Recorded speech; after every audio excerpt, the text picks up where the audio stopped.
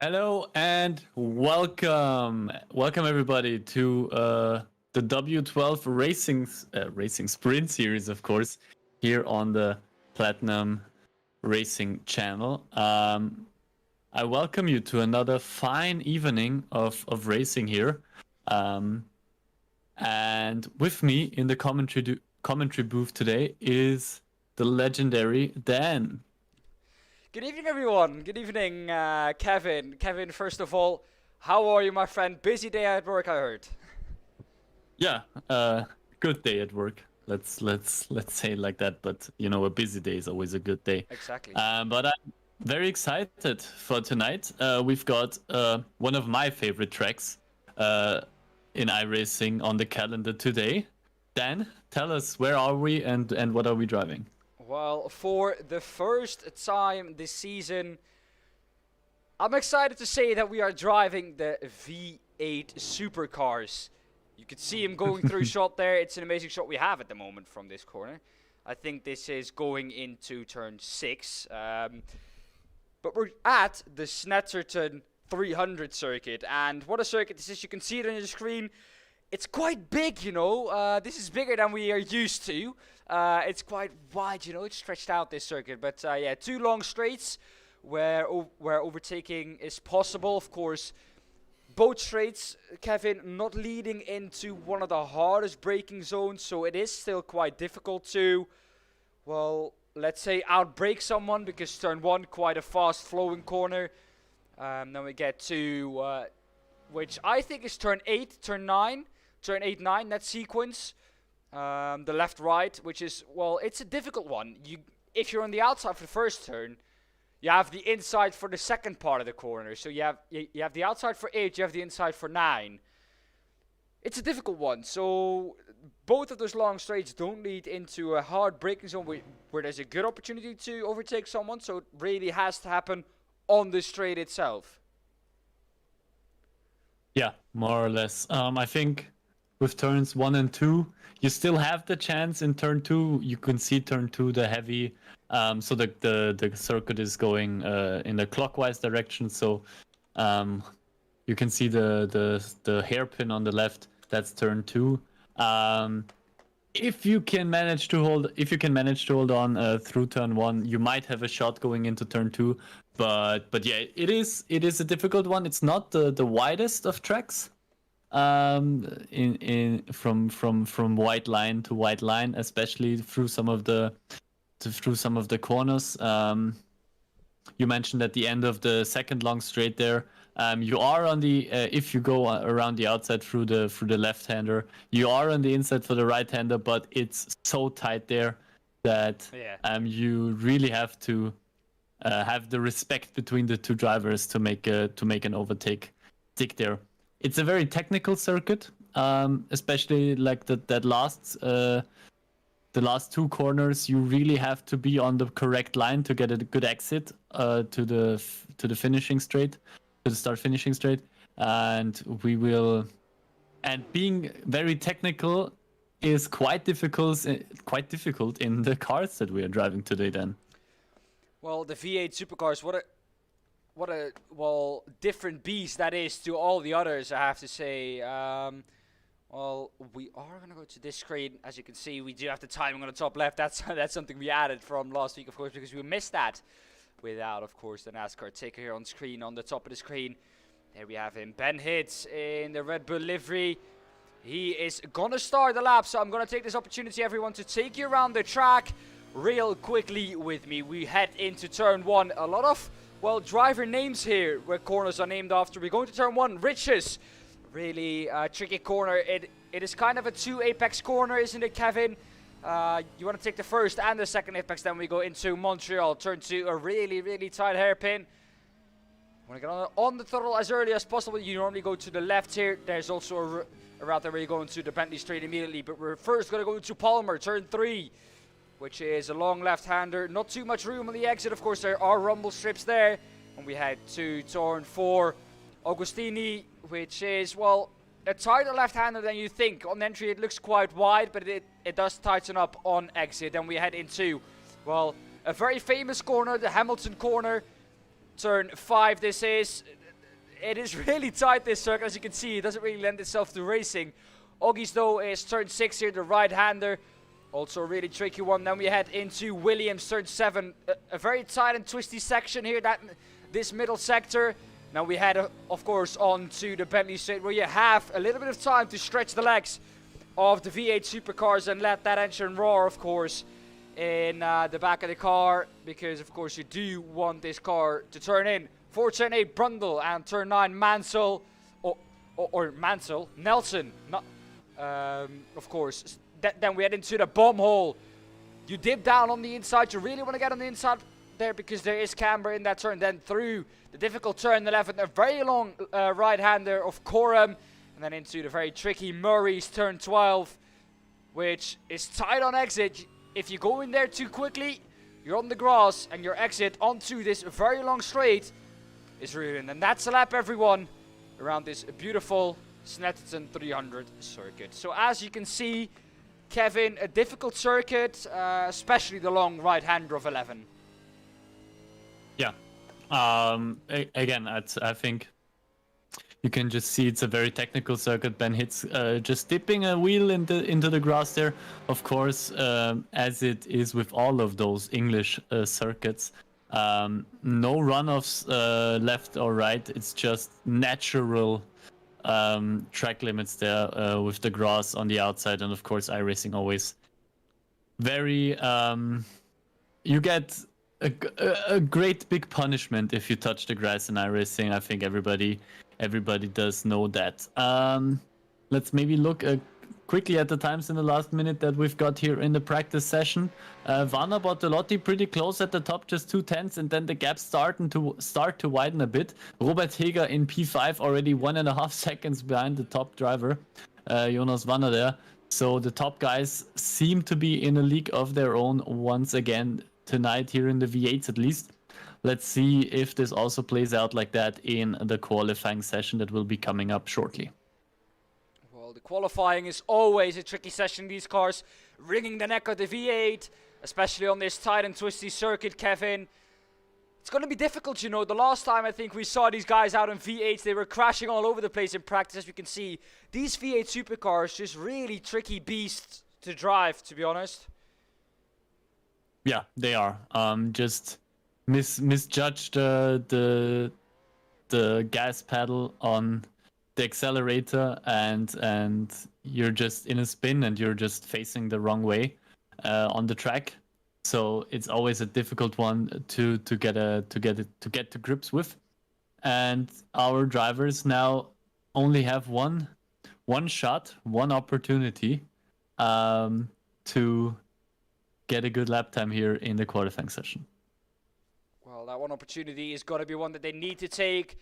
We're going to look on with Jens Fiedler, who we know is really quick. And, well, is that the real team he's in, Kevin? The Bravio? Yeah.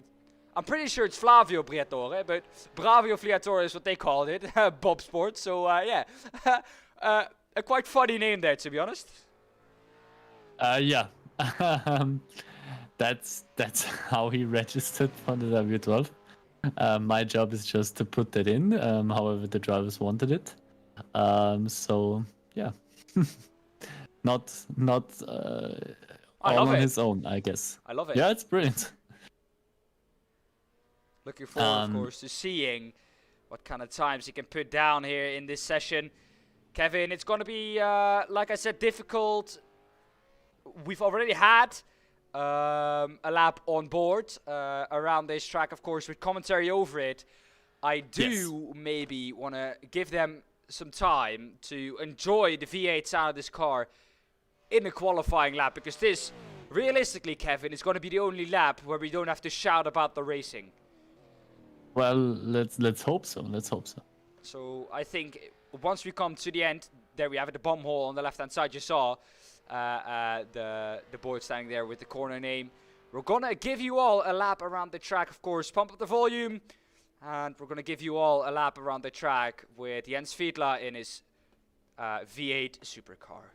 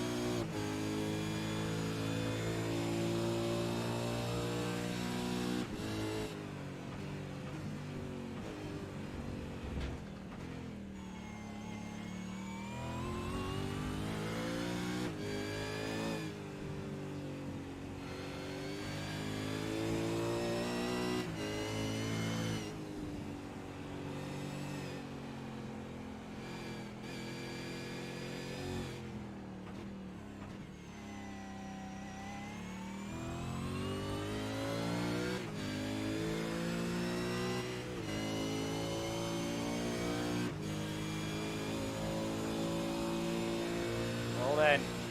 There we go, on board with Jens Fiedler. Jumps himself into P9. Not the best of laps for Jens Fiedler here, Kevin. Really not, no. 2 seconds behind our pole sitter, which is, of course, Jonas Wanner, always one of the fastest guys, so maybe not the guy to compare it to, but still, 2 seconds is quite a lot. If you look at the other guys, Jens should be able to compete with there, and some of the other overall drivers, which are also like a second ahead of him. So probably not what he wanted from this qualifying session. We still got a lot of people to finish up their qualifying lap. I do see a couple of off tracks there on the timing tower. So yeah, that's it. Actually, there we go. Quickly, a lot everyone. of drivers. I think A lot of drivers that didn't manage to do a lap there. So the grid or not the grid. Speed read. No, it is the grid. It is the grid for the first race. So it's Jonas Wanner ahead of Robert Heger, Ben Hitz, Hugo Sasse, Florian Becker, Marco Zeiler, Jens Fiedler, Winston Eckel, Björn Ritter, Benedikt Hochleitner, Mirko Bortolotti, Patrick Henn, Sean Ter, Jan Linz, and Stefan Capella. The top 15 for our first heat race tonight. Well, then let's jump to the driver who is in pole position. And let's wait for those lights to come on. You can see how narrow this track really is. Because, of course, on this start-finishing straight, the starting spots are usually a little bit further apart, aren't they, Kevin, here? Yeah, you can see the lines on the grid do not match up to the way the cars are standing there. But let's see where all of this heads to. We wait 4 to 5 red lights in the V8 supercars, and it's green, green, green. Jonas Wanner with a great start there from the starting line, gets away cleanly. Hugo Sasse overtakes Ben Hitz, of course, stays in second. Hugo Sasse very close there behind Robert Heger. They're on the inside around Marco Zeiler there. Mirko Bortolotti also gaining a couple of positions. Robert Heger is dropping down the field. Don't know what happened there. Björn Ritter we see there on the inside. We've got, I think, Patrick Henn going past on the inside, but that turns to the outside for the next corner, and Björn Ritter should probably be able to regain the position there, but it's a very close fight there, and now Ritter is dropping down the field a bit further, even behind Jens Fiedler. He's down to 11th now, so not a great start there for him. He probably would have wanted something else from that starting position. Robert Heger there in 8th, so he is back. Maybe that was just a little connection troubles there. He's going up the inside, the 74 car, Florian Becker, and he does so, and he goes past. Well, it's a great job there by Robert Heger. Not a great start there for Robert Heger, like you said. Started second, is now in 7th. Dropped 5 positions in that opening procedure. Jonas Wanner, the one leading the race, ahead of his teammates Ben Hitz. Hugo Sasse, the one for Gazax in P2. Of course, we know 6 minutes only this heat race. This is setting the grid for, of course, the main event, the feature race.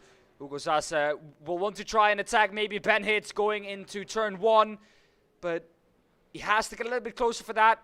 It's looking unlikely though, but they're creating quite a big gap back to this man, Mirko Bortolotti. 3.6 seconds, not starting as far up the grid as he might have wanted. But P4 is still not giving him too bad of a starting position in the feature.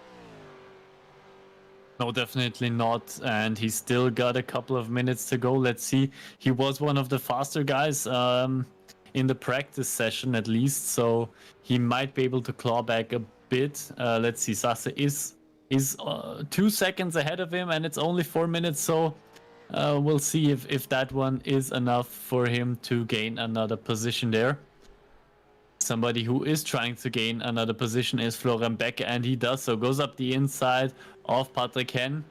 It's up into 6th position, but Patrick Henn there, you can see him right behind him. Florian Becker covering the inside. Patrick Hen has no way to pass there. Great racing up until now, I'd say, from all of our guys, from all of our drivers. Doing a great job. Has been very clean. Great overtaking as well on a twisty and narrow circuit like that. Not as easy as our drivers make it look at the moment. Not at all. The thing is, though, the grid or the pole sitter for the silver class is not set here because, of course, we have at the moment Florian Becker made that pass for the silver lead here in this race. It's going to be repassed around the outside maybe by Patrick Hen. We'll have the outside for turn 8. We'll have the inside for turn 9. Not quite getting there, though, because this is, like Kevin said at the beginning of the broadcast, quite a tight section. You don't want to be going 2 by 2 through there because it is a difficult section to even go single file through. The car has to change direction really quickly because, of course, it is, well, quite a quick chicane. One of the quickest chicanes that I know, to be honest, Kevin. But Patrick Hen, the one in P2 of the silver class, might have a run here.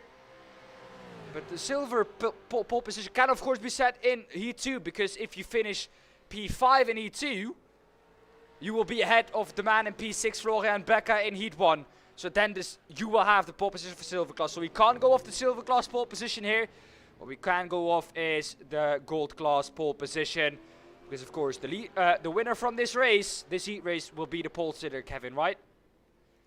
Yes, exactly. So Heat 1 decides all of the uneven starting positions. So 1, 3, 5, 7, 9 whatsoever. And the Heat 2 will decide all of the even starting positions. So 2, 4, 6, 8, 10, and so on and so forth. Still Patrick Hen and Florian Becker going at it on this tight Snetterton circuit. And Patrick Hen is back up into, well, P6 in a great fight between the two drivers there, but he's going a bit wide and he's giving up 2 positions now, as also Marco Zeiler is going past on the inside there after Patrick Hen goes a bit wide through turn 5. I think that was Winston Eckel there. New in this competition, or in this league. Winston Eckel coming in, of course, well known in the Platinum Racing League community. A driver from Platinum Racing Team. Of course, doesn't have a team yet. Of course, he will have one. I'm sure next week. And he will then have decided what team he will drive for. I think that will be quite easy for him. Of course, the Platinum Racing Team. But yeah, of course, a great friend of mine. Had our first karting race yesterday, I think. Yes, yesterday. So, yeah, of course, a really quick driver in the sim. And a really quick driver in real life as well. One who is quick in real life and quick in the sim. This man, Mirko Bortolotti. The gap, though, to Jonas Vana. Still 3.7. Has been gaining, though, Kevin, on the drivers ahead of him. A little bit of wheel spin for Mirko Bortolotti. Losing almost 4 tenths to Jonas Warner at the front. Hugo Zasse and Ben Hitz, though, both fighting, both on the edge of the car, both on the edge of the track, and both losing time to the man behind the Mirko Bortolotti. He is going to have to be quick because this is the last lap. So he's not going to have much time to do it here. No, I don't think, unless the drivers ahead make a mistake, I don't see him getting past Hitz or Zasse. But, and as we're speaking of mistakes, there is one from Ben Hitz. He is going down 2 positions, so yeah, he kind of proved my point, I think. Dropping down another position, that will hurt, of course. That's not only 2 positions in the heat race, that's like at least... Here we go, too hard on entry, and then just too wide. So he's going from P3 as a starting position all the way down to P9. So that one hurts. No, not P9. I'm sorry, P7. So that one hurts. Does hurt quite a bit. Coming across the line then is the man in first. Jonas Vana will have a pole position and the win for the heat race and pole position for the feature race. Behind that it's Hugo Zasse ahead of the man in third now, Mirko Bortolotti. Ben Hitz, though, coming back to P4, of course, and Robert Hega in P5, P6 Marco Zeiler, and P7, Florian Becker. Only, as you can see, 2.5 tenths to Patrick Hen in the end. Still though, yeah, it was a close race further down the field. The top 3 guys, top 4 guys, kind of drove away at the beginning. But further down the field, we have a couple of quite close fights, or we had a couple of quite close fights. So something to look forward to in the feature race. Let's just hope that turn 1 goes as well in the feature race as it did in heat 1. Well, in chat we have Milo saying, "Have no fear, Milo is here." Of course, Milo well known here on this channel. So yeah, Milo, welcome to the stream. Welcome, buddy. Hope you're having a great evening. Of course, England won 6-2. I said 5-1. I put in 20 euros, and I would have got 332, I think, out of it. 337 maybe, if I got the score right, and I put 5-1 in. Of course, it was 5-1 until added time. But of course, yeah, we all know how that went. But back to the racing. Across the line we came, and we're quickly gonna take a look now at the grid for this race, because we do not have a lot of time. Marius Zug will start this race from pole position. Of course, well, this is going to be for spots 2, 4, 6 in the starting procedure. Hendrik Augustin in second, Josh Files third, Jan Springop in P4, Marek Bokman in P5, Benjamin Moser P6, Martin Stadtmann P7, 8 Markus Deutsch, 9 Thomas Leitgeb, 10 Florian Stadtmann, Julien Rambo in P11, 12 is Pascal Haas. Then in P13 we have Michael Lebelt, Stefano Pellegrino P14, and Ben Bunagel in P15. Let's go down then to that grid. Quickly taking a look then at the results from the last race. The top 3, here we have him. Jonas Vana finishing first, second Hugo Zasse, and third, of course, Mirko Bortolotti. Let's go to the grid then, because the 5 red lights are going to be on in just a second. 2, 3, 4, 5 red lights on. And they're out, and we're underway for this race. Marius Zug starting this one for pole position. And he's still leading the way into turn 1. Alongside him, though, is Hendrik Augustin. He's going to try and hang around the outside. Behind that, it is Josh Files, who's, of course, racing for Gazix Racing. To try and go down the inside now of Hendrik Augustin. He doesn't do so, and he goes around. We saw that spin coming. We saw that spin coming from a mile off. Got out of shape going into turn 2. And paid the price at the end of it. And that was a starting crash immediately at the beginning. Going wide there, though, is Josh Files as well. That is the Holden car from, who's that then? Who was the Holden car? Is that Michael Lebelt? That was Florian Stadtmann. Could be Florian Stadtmann dropping it down the order. But if we take a look back at the leader, though, look at that gap, 7 seconds already to Hendrik Augustin, Marius Zug, free from them all. Yeah, he's done. I mean, the start wasn't actually that good from Marius Zug. Augustin in turn 1 looked very close to overtaking there, but he's managed to open up the gap. Again, he's now almost a second ahead of Hendrik Augustin. Top 3 a bit for, so the top 3 all have a gap to each other. I'd say there. Benjamin Moser in third. So everybody doing at the top of the leaderboard. Everybody doing a great job. Florian Stadtmann in the back there, spun around. I think once again we're looking now Stefano Pellegrino, who is trying to go past Lebelt there on the inside of this very tricky second to last corner. Very long right-hander and turning into a very sharp left-hander. He's done a great job there, Stefano, to get past the man in front of him. We see the cars rolling down the start, finishing straight. 4 guys at the back there, very, very close to each other. You can see the intervals between the drivers. Pascal Haas now, Lebelt dropping down the order. Has been overtaken by Pascal Haas and Martin Stadtmann, and now he's going off. Big hit for Michael Lebelt. And that's probably his race over. That's probably his heat race over. But that was a very hard hit, and I think that was just too much on the low pedal, on the grass. And that car is not looking great. That car is looking all out of shape. Rear axle probably broken. Front axle broken. At least the right-hand side is broken on all kinds of places. But yeah, big hit into the barrier. We are though going to take a look back at what Florian Stadtmann did. We of course saw it happening into 8 and 9. Number 153 on your screen, in the middle of your screen. The Holden livery. He already had that moment in turn 3, and they're in turn 9. Too much on the now pedal, and he goes. Manages to keep it going. But of course, Michael Lebel with that big crash. We're going to take a look at it. Here we go. He had another one. This is the car probably under braking. When he starts braking, the car is going to go all out of shape. There we go. Yeah, there we go. That car is not happy. And I think he's going to go back to the pit lane. He had another crash. We're going to stay on board here with him. Hopefully not with the Kazakh's driver. Let's see where he had it. He had another one.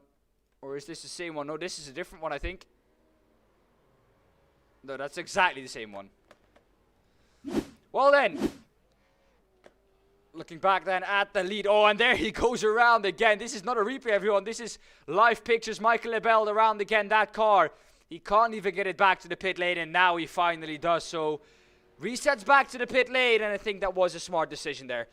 But Kevin, we do have a battle for the lead here in this heat race. 2 minutes to go.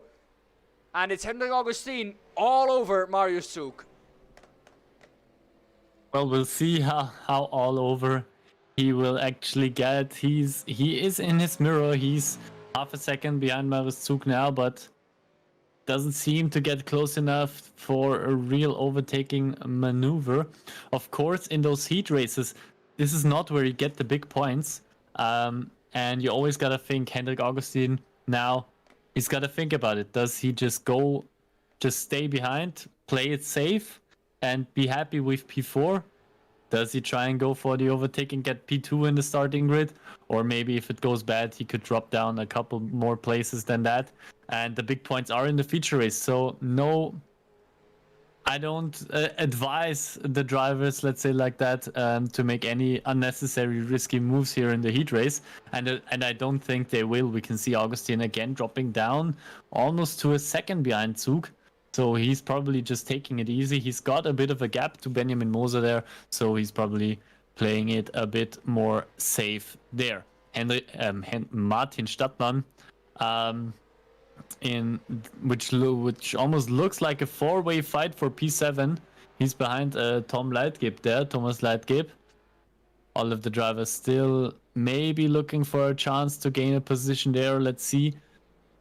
Further down the field, of course, not much more to lose than like further up the field as we look at Josh Files, very close to the man ahead of him, Jan-Philipp Springop, up the inside, and he's made that maneuver stick. Great job there by Josh Files to go past Jan-Philipp Springop. Is he going for a revenge overtake? No, he doesn't, but Martin Stadtmann now might be going for something against Tom Leitgeb. Up the inside of the very tight hairpin, and Tom Leitgeb just overcooks it a bit on exit. Just drops down one position, but maybe, no, he's only lost one position in that to Martin Stadtmann, but the other drivers behind him, Julien Rambaud and Stefano Pellegrino, are also fighting, so that probably helped Leitgeb with his position there, with keeping his position. We are, of course, in the final lap already. As you can see, the timer is way over 6 minutes already. Taking a look at Florian Stadtmann then. Again, he's been out of shape. Is this on exit? I think it is. Yeah, there we go. We're a little bit too eager on the gas pedal. There we go. Around he goes in the V8. And that's easy to do. Back to live pictures. He's going to have a winner in a second to come across the line. Of course, Stefano Pellegrino still trying to attack the man ahead of him, Thomas Leitgeb. But we are going to focus our attention on this man who's been leading the whole time, has kept Hendrik Augustin behind him. Gap open to 1.3. But Marius Zug, Kevin, what a drive from him. He will be starting P2. And Benjamin Moser, if he can stay where he is, will have pole position. But across the line, it is Marius Zug winning this one ahead of Hendrik Augustin. And Benjamin Moser, though, does stay where he is. and he, Kevin, will have pole position in the silver class. Yeah, he's done a good job. He's always been one of the faster silver drivers there. So he continues that trend, I'd say. And as you say, starts from pole position in the silver class. He will be, I think he can be very happy with that.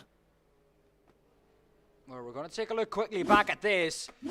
Because this, ladies and gentlemen, is the... Oh, no, we're not going to take a look at that. Because iRacing decides we're going to go over to another server.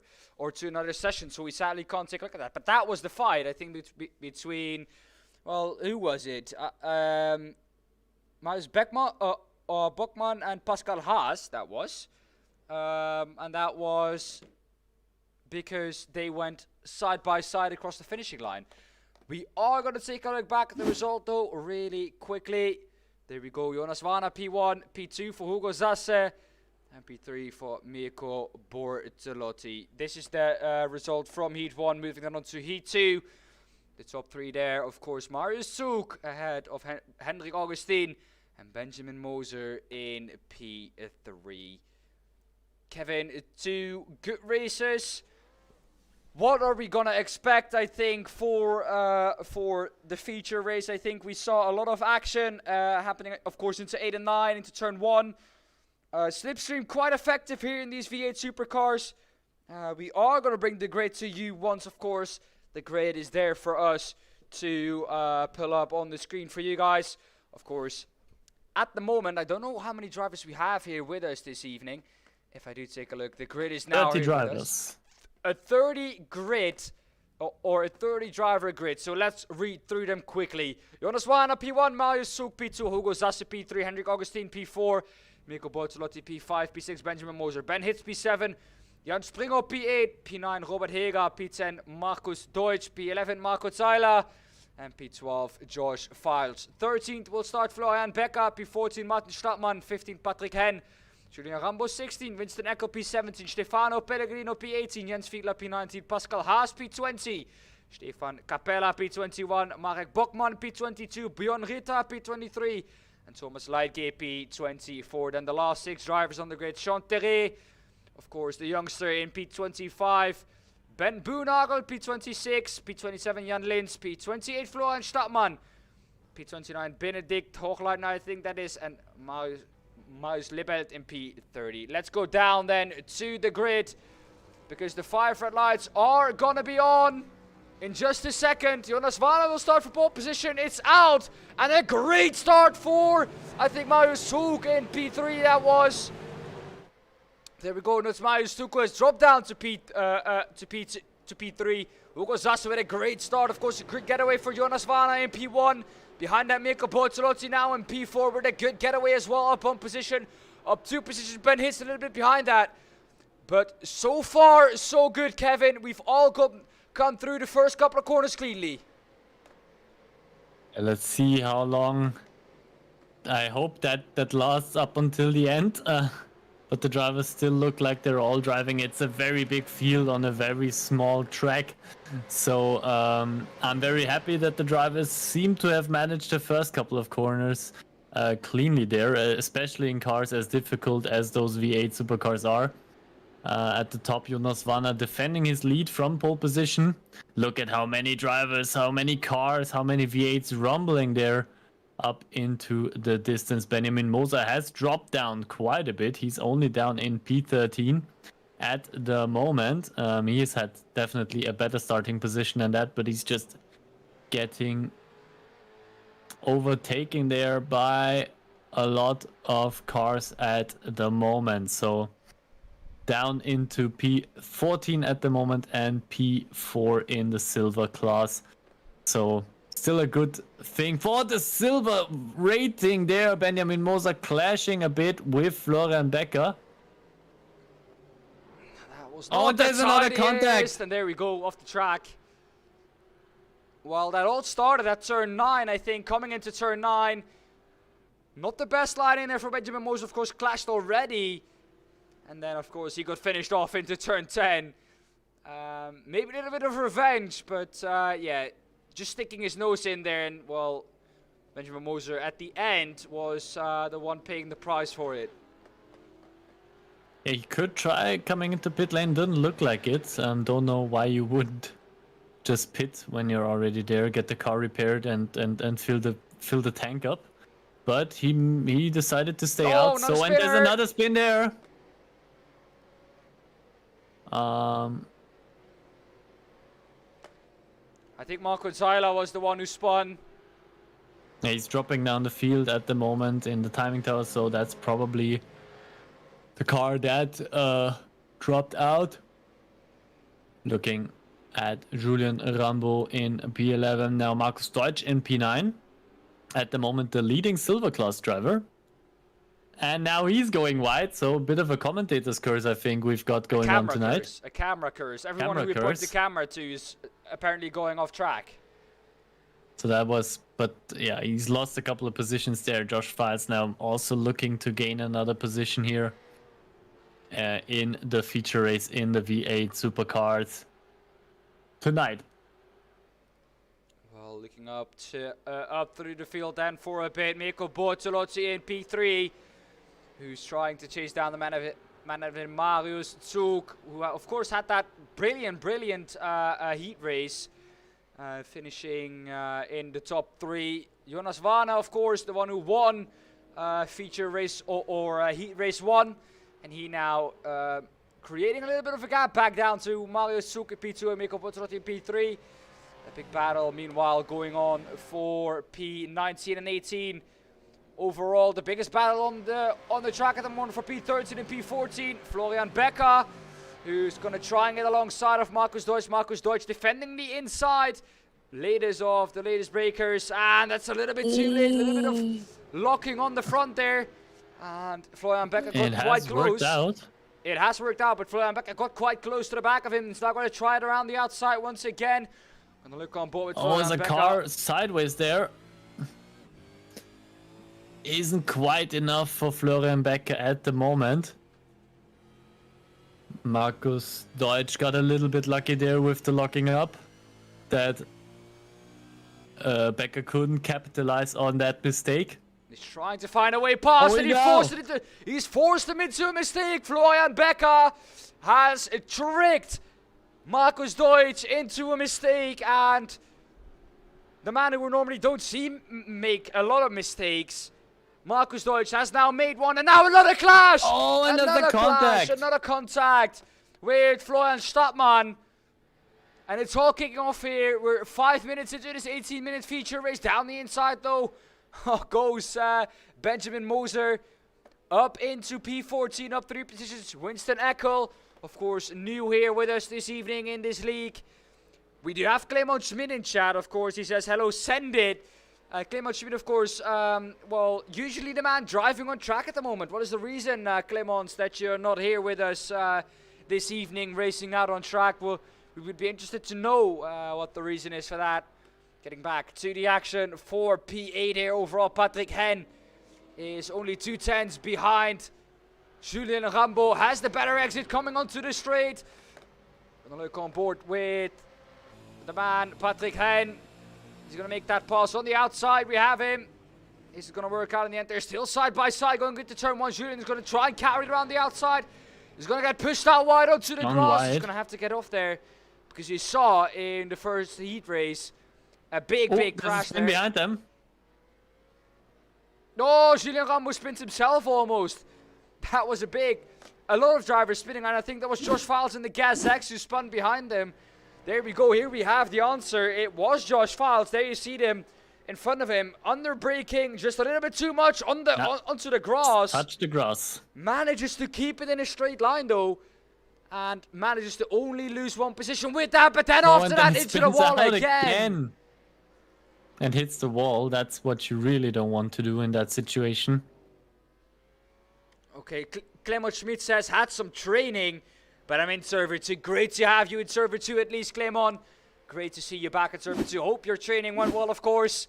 But yeah, welcome to the stream. If you haven't yet, everyone, make sure you subscribe. Of course, you don't want to miss the action we've coming up, of course, this week in terms of the GT3 Endurance 3 hours of GT3s around the track. 50 cars, 50 teams signed up, 50 teams of 2+ drivers. Back to live pictures here, of course, with Jonas Vanna. Marius Zug behind him in a battle with Mirko Bortolotti, who is in P3, still trying to overtake Marius Zug. Then now Marius Zug a little bit too hot into what is turn 12 Murray's. And now Mirko Bortolotti is going to have a great run onto the straight. He's going to carry that speed all the way down the straight, and he might have a chance around the outside. This is going to work out. He might switch back here, might get the better exit, might try it into turn 2. Doesn't get the exit though. Mirko Bortolotti, Kevin, trying to find a way past. Can't find a way past though. Marius Zug doing a tremendous job keeping him behind. Yeah, it just showed how difficult it can be to overtake on the circuit if the driver ahead is doing everything right. I think at the moment you can say that Mirko is the faster driver at the moment, especially comparing the last lap times. But of course, if Marius Zug ahead just positions his car right, doesn't do or tries to avoid any stupid mistakes, he can make it very difficult for Mirko to overtake him there. The driver, of course, who will be the happiest about all of this, is the man in P1, is Jonas Vanna, who is starting to extend his lead to Marius Zug. It's already 3 seconds ahead of Marius Zug there, and with every second that Mirko stays behind Marius, he also loses time to Jonas Vanna in P1. We've got the fight Martin Stadtmann against Florian Becker here. It's the fight for P17. Into Hamilton, but not very close to each other at the moment. We see the glowing brakes there, the rear brakes just glowing up there. And Vanna is into pit lane as well as Marius Zug. Your Bortolotti stayed out. So we've got a couple of cars into pit lane, a couple of cars staying out. Mirko Bortolotti, Hendrik Augustin, not in pit lane right now. They can stretch their first stint for another lap. Jonas Vanna, Marius Zug, Ben Hitz, Hugo Sasse, all coming into the pit lane. Josh Files now maybe going for an overtake against Florian Stadtmann. He's up the inside and he's done it there. Josh Files gains another position there. Doesn't seem like the damage he has there, Kevin. Of course, from that incident when he spun at turn 2 is affecting him too much. A lot of people into pit lane might already have pitted though. Josh Files. Yeah. I think he has pitted. He's been to pit lane already, so the leading driver who has been into the pit lane is, of course, this man, Jonas Vanna, who is ahead of Benjamin Moza, Marius Zug, who are in a fight there side by side. This is coming down, I think, to turn 5. Yes, it is. This fight is for P5 and P6. So that's probably the worst thing to happen to Marius Zug, that he got into a fight with Benjamin Moser there. Marius Zug, of course, just came out of the pit lane, and now the fight, or at least him having to fight off Benjamin Moser there into the corner, just lost him another couple of tenths there, which might be enough for Mirko Bortolotti to overtake him through the pit lane, through the strategy. So that's not something you want to happen. You want to happen to you. English is lacking a bit tonight. But let's see how this one goes. Bortolotti now in pit lane, as well as Hendrik Augustin. Marius Zug there coming up through bomb hole and up to the second to last corner. Going a bit through the grass there. Let's see, Mirko Bortolotti already in his pit box. Where does he leave pit lane compared to... Well, Vanna, of course, I'd say is in front of Bortolotti, but how is it with Marius Zug? Is Marius Zug far enough ahead? He is far enough ahead. So Mirko Bortolotti couldn't capitalize on that. On his later stop, he is still behind Marius Zug. And now he's got a lot of work ahead of him, I think, if he wants to get past into P2 there. He's already up the back of him. 3:10 is the gap. Interesting to know though. Pit lane time for Mirko Bortolotti, 33.5 seconds. Pit lane time for Marius Zug, 32.1 seconds. So he gained 1.5 seconds in the pit lane there, Marius Zug, and that has been a vital 1.4 seconds, because in the end, that is what gave him P2 back. Otherwise, he would have been behind Mirko Bortolotti. Well, let's see. Of course, that could mean that I'm just gonna quickly have a look at pit stop time. And Mirko Bortolotti also stayed in his pit box for longer than Marius Zug, about 1 second. So Mirko has fueled more than Marius Zug in that case. Maybe a bit of a miscalculation. He's now trying it around the outside, which is a very difficult corner to overtake. As we said, or as I said before, you need to have a lot of respect between the drivers there to make that work. Look how close they are driving side by side. This is what we want to see. Mirko Bortolotti still hanging it around the inside now for this long right-hander. He is now ahead of Marius Zug, and that should be enough to gain P2 from Marius Zug. Mirko Bortolotti up into second position there. Great job by him. Looking now back at the battle for P18, P19 and P20 around the outside goes Florian Stadtmann of Marek Bokman. Not able to do so. But he does pressure him into a mistake. Behind him, though, I wanted to say, is Jens Fiedler, who now wants to try and get past. Of course, he is the man who, of course, is in that yellow elf livery. So he's going to be pressurizing him. Maybe also trying to pressurize him into a mistake, because we have seen, Kevin, that this is a really tricky circuit to overtake on. Ben hits Hugo Zasse side by side. This is the fight for P5 and P6. Ben hits around the outside, sticks it there. There is contact. Does manage to keep it going though. So will maybe, if he's quick enough, have another shot at him. But there was contact there on the exit, and I think that was a little bit of a snap there from Hugo Zasse. Well, going in the end into Ben hits side by or door-to-door contact, but I don't think that was on purpose in any way possible. Marius Zug, well, got passed in the end by Hendrik Augustin as well. Not too great of a pace from Marius Zug after the pit stop, although he is now fighting back to Hendrik Augustin. He's going to try it around the outside of turn 8 and turn 9. Can he do so? That's the question, though. It's a difficult overtaking opportunity. Down the inside he goes. A lot of respect needed to go through there side by side. They do show each other a lot of respect. Great job. And now into turn 10. Are they going to be able to go side by side through there as well? The answer is yes, they are. Still around the outside, though, is Hendrik Augustin. Can he make it stick until the left-hander of 12? Yes, he can, and he will, I think, have that one ahead. There is some contact, there is some damage on Hendrik Augustin's car. It is still side by side, coming onto the straight again. And finally, Kevin, Marius Zug is ahead. Yeah, he tried to do the same move to Hendrik Augustin as Mirko Bortolotti did to him. It didn't quite look... It had the same effect in the end. He got past Augustin, but not in the same manner that Mirko did to him. Let's see, but Augustin's still very close to the back of that car of Marius Zug, to that Holden of Marius Zug there. Let's see, he might have another chance to overtake him.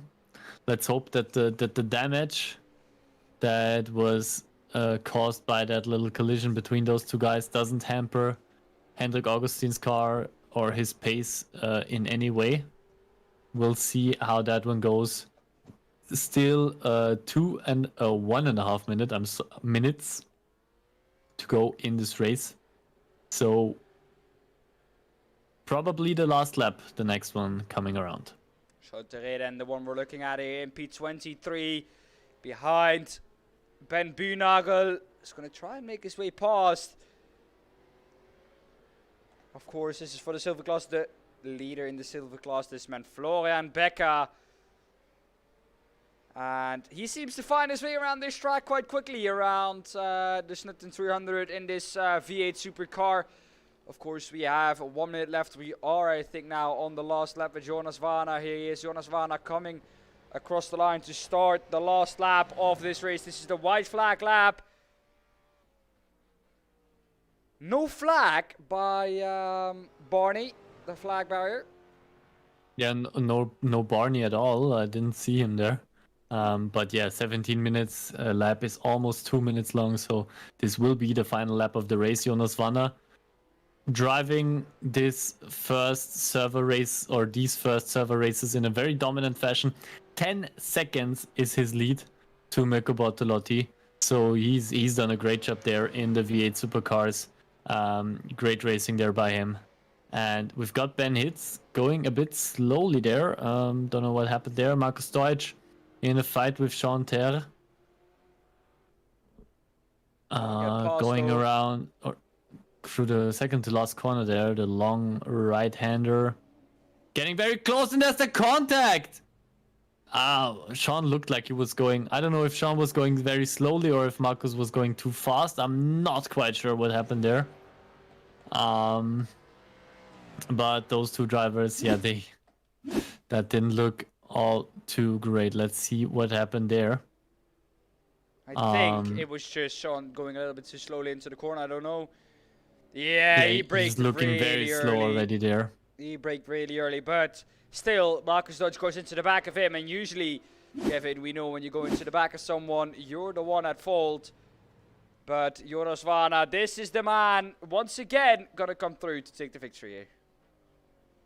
Yeah, I think not much to add to that. From start to finish, lights the flag victory there for Jonas. He's done a great job tonight in this first server, and he very much deserves this victory. And his little victory dance over the finishing line. Mirko Bortolotti comes in P2. Done a great job to get up the field there. Marius Zug defends his third position from Hendrik Augustin. And again, Hendrik Augustin now coming into fourth position. We're looking at a couple of more drivers here further down the field. Josh Files going very slowly. He might have miscalculated his fuel load. And that looks like he won't be able to finish the race there. And he isn't. He has to stop the car on the right side of the track. And that one must have hurt very badly. Julian Rambo in P9 finishing there in style. Florian Stadtmann just behind Tom Leitgeb P16. Florian Stadtmann in P17. We still see a couple of drivers coming across the finishing line. There is Marek Bergman we just saw coming over the start-finish straight here, going past Florian Stadtmann. And now just the rest of the drivers filling up the finishing spots, the finishing order, so that we can have a look at the finishing order just as soon as Stefan Capella in P24 crosses the finishing line. Then we should be able to have a better look at the final standings of the race.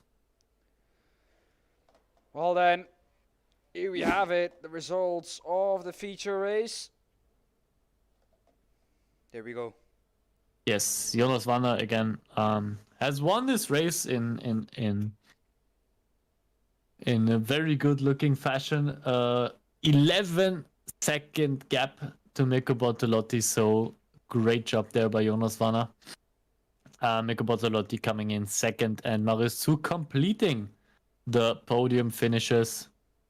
Marius Zug, great job there also by him in this race. Hendrik Augustin finishes in P4 ahead of Hugo Sasse, and Ben Hitz in P6. Pascal Haas finishes in P7. Florian Becker P8 and Julien Rambeau in P9. Florian Becker, of course, P8 overall, but P1 in the silver class, so good silver points there for Florian Becker. Julien Rambeau P9 overall and P2 in the silver class. Martin Stadtmann finishes in P10 ahead of Jan Springop in P11. Patrick Henn finishes in P12 and is the final podium finisher for the silver class ahead of Winston Eckel in P13. Benjamin Moser, our silver leader, only in P14 overall and only in P4 in the silver class, so he won't be happy about that. but he's gained a couple of positions after that incident in the race. Marco Zeller finishes in P15. Thomas Leitgeb in P16 ahead of Florian Stadtmann. In P17, Marek Böckmann in P18. Björn Ritter finishes in P19 ahead of Jan Linz in P20. And in P21 is Ben Bühnagel ahead of Jens Fiedler. Stefan Capella finishes in P23. Chanter in P24. Josh Files finishes in P25 ahead of Stefano Pellegrino in P26. Markus Deutsch in P27. Benedikt Hochleitner in P28. Lebelt in P29 and Robert Heger did not finish, I'd say, with 9 laps down in P30 and rounds off the grid. Well, then I think it's time for us, if there's no one in the waiting room, and no one is in the waiting room, to go to our usual break. Ladies and gentlemen, we will be right back with you. Don't go anywhere, because we will be waiting on the draw for server 2.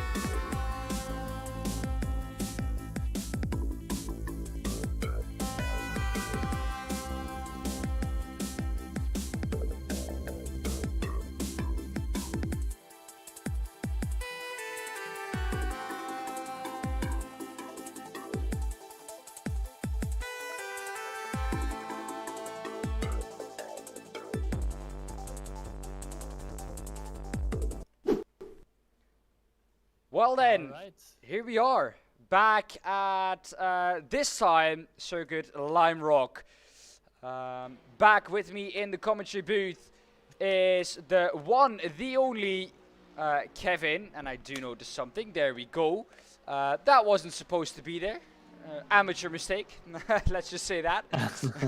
But yeah, we're back at Lime Rock Park, and well, with the GT3s, this is going to be carnage. But I do just want to start really quickly, Kevin, with the interviews because we do have quite a lot of them. The first man we are going to bring in is the man who was the one, the almighty in the first set or in the first server. Jonas, welcome. Hello, hello. Well, first of all, Jonas, tell us, how was your first server? How did you enjoy it? I enjoyed it a lot. It was, of course, the V8s are probably the most fun cars in this series, and yeah, it was nice to drive them finally. We waited 4 weeks and now we get it. And then Sneddon, weird combo, but in the end it was mega fun, awesome to drive. Well, that sounds great. Well, Jonas, of course, those V8 supercars, difficult to get a hang of. We go from one difficult session to another. Of course, the session that is coming up now, not so much difficult cars, but the track we are at with these cars, especially for racing, it's gonna be difficult, isn't it? Yeah, of course. I mean, Lime Rock you can't really overtake without insane damage, so basically qualifying will be key, and with open qualifying will be extremely hard to get a good lap in, because I think we are 30 cars or something, and the track is so tight, and yeah, it will be difficult. Well, what are you looking forward to in this race, especially? Of course, is it just the close racing that you'll be having? Is it just driving the GT3 again, or what will it be? Yeah, mainly it will be the close fights. I mean, I think the field is pretty stacked, pretty close, so I think we can expect some good fights over the races. Yeah, well, Jonas, we're going to quickly move on because we don't have too much time since this practice is quite short. Thank you for coming in after server 1, and yeah, good luck out there for the race. Yeah, thanks guys. Well then, Kevin, we're going to be moving on to the one, the only Florian Becker. This one is for you, Kev. Florian, welcome in the commentary booth. Maybe just quickly, because we don't want to waste too much of your guys' time as well. How was the first server for you, V8 Supercars at Snetterton? Yeah, it was the first race for me with this car. I didn't mess up qualifying, which was good. I messed up both starts, though I was terrible at the start. Yeah, in the race, I kept it clean, apart from a contact in the main race. On the first lap, we were side by side, I think, with Moza. And he turned in, I was already there on the inside. And yeah, with the collision model in iRacing, he just went flying. Actually, it was just some door banging. It didn't look that serious, but he went off, so that was very unfortunate for him. Didn't mean for it to turn out this way, but yeah, apart from that, I had a clean race, and I think I finished P8 or 9, which was good. So yeah, it was fun, but very unfamiliar, you know. So let's practice the V8 Supercars for maybe the next round of the W12 sprint series. But the thing is, I'm doing so much iRacing these days, I just can't be arsed to put in practice with these new cars, you know. I'd rather be surprised, you know. Well, you still did a great job there with the V8, so yeah. A more familiar car now in the second server with the GT3s, but on a very tight and twisty circuit once again, Lime Rock Park. What are you looking forward to for this race?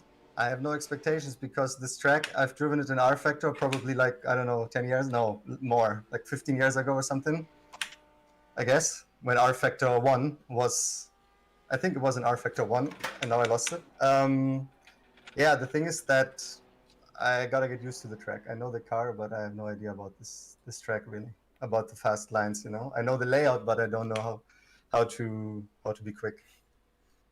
Well then, we're not gonna disturb you with your practice any longer. Thank you for joining us and giving us a quick rundown of your last race, and good luck for Server 2. Thank you. Well then, the one we are gonna get into the commentary booth is the one, the only, the new addition to this league since, well, this evening it is Winston Eckel with us in the commentary booth at the moment. Winston, welcome. Thank you, Dan. Thank you, mates. Winston, first of all, how was your first race in this league? Fun. Yeah, I had massive fun in the V8s. It was very nice to drive. I really liked the format of, what is it, the 2 sprint races, and then just doing the feature race was really fun. I really enjoyed it, and yeah, also all the drifting with the V8 car. It's really cool to do.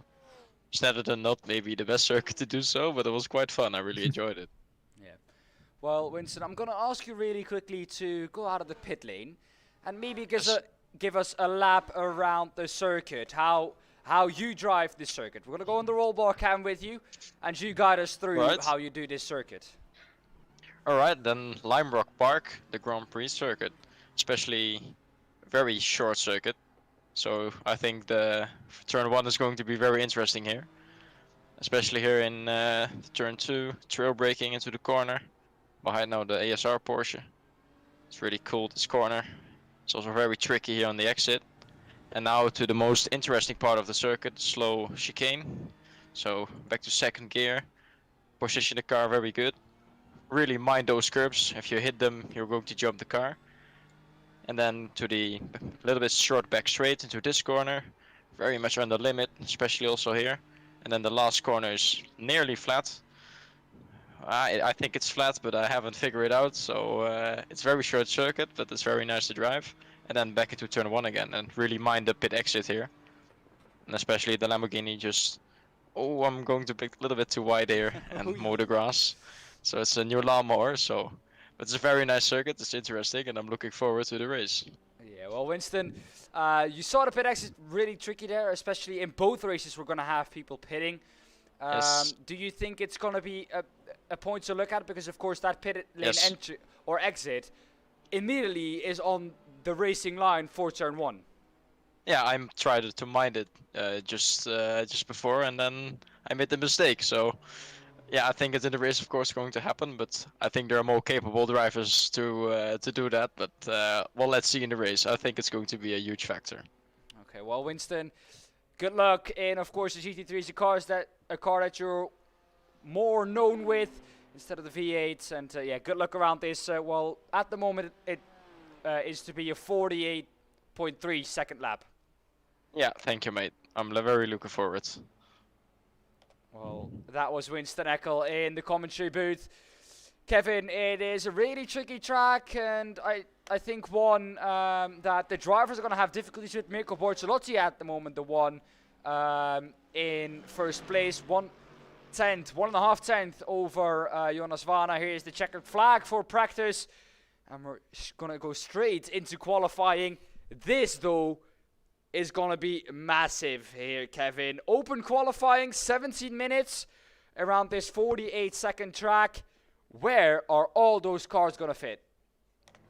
Yeah, well, we're gonna find out shortly. Then just a quick what I want to go over is, of course, the penalty weights, and I'm gonna wait until everybody has crossed the line, and maybe if you could add that into the tower, then the car logos.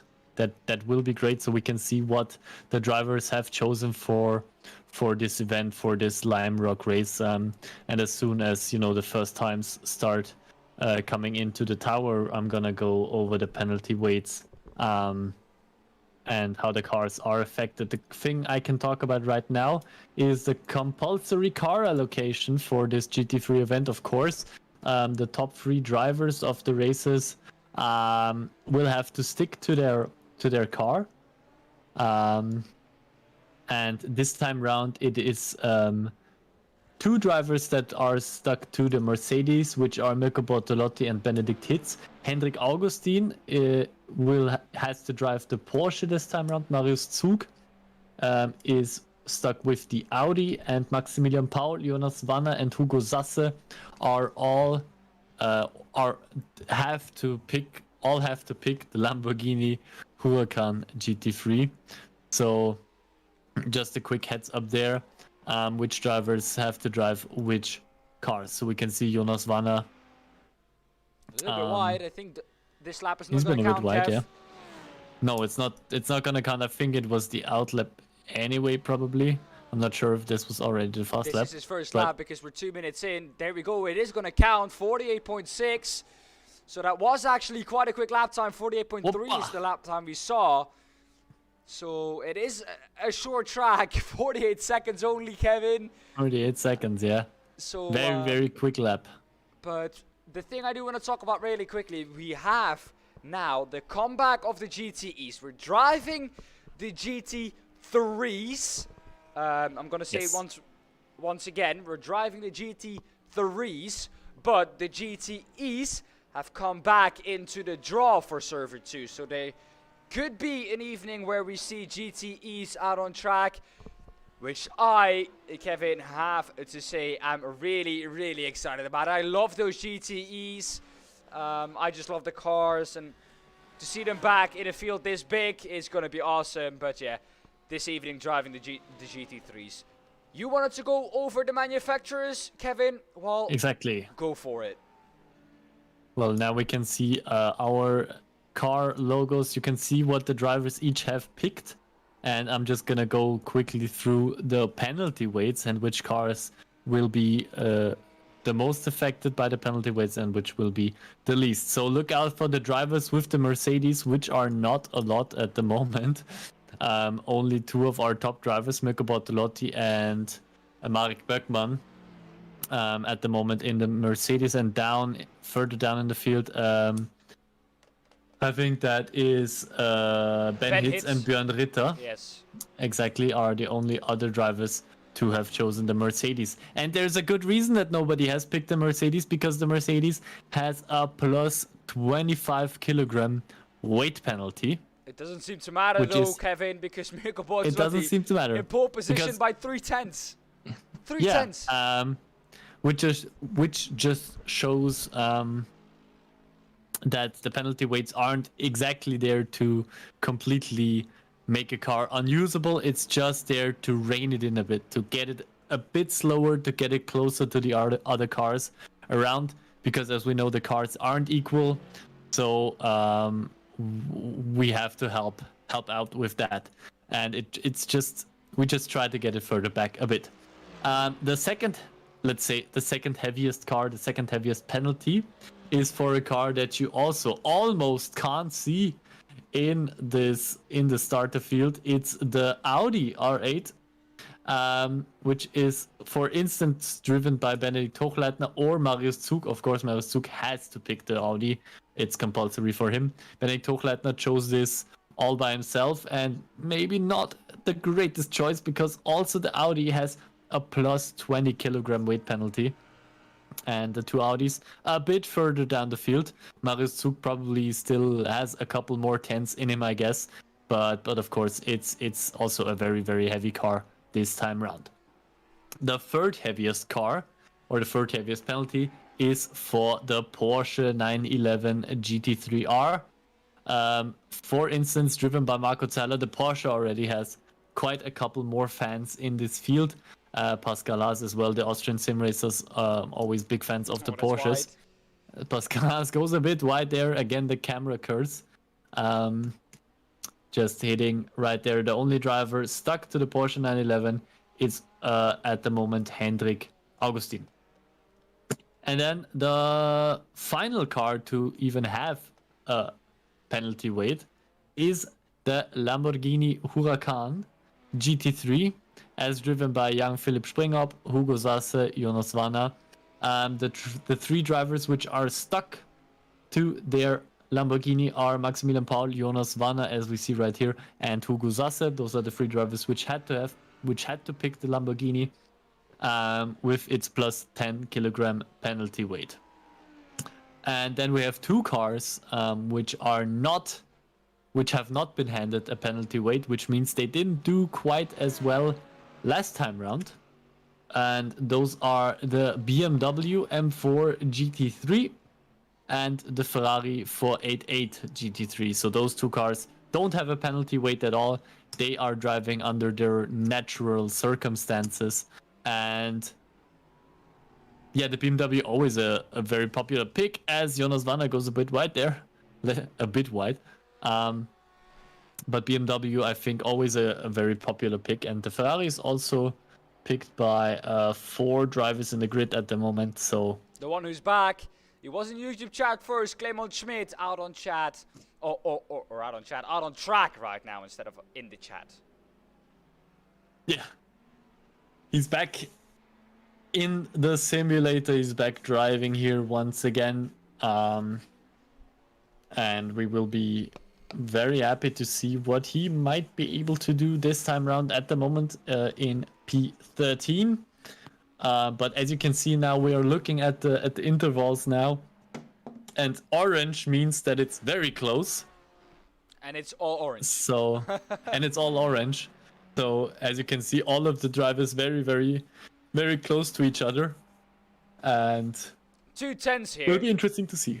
If you look from P8 down to what is it, 13, a tenth there could gain you 5 positions, Kevin. 5 positions with a tenth. Yeah, very close field. It is of course a very short track, so naturally the gaps would be closer than that. But still, that all of the drivers pretty much are so close to each other is of course pretty amazing. I mean, P1 to P30 are not even 2 seconds, so it is a very close field at the moment, and it should make for some great racing tonight. There we see it. The top 21 within a second.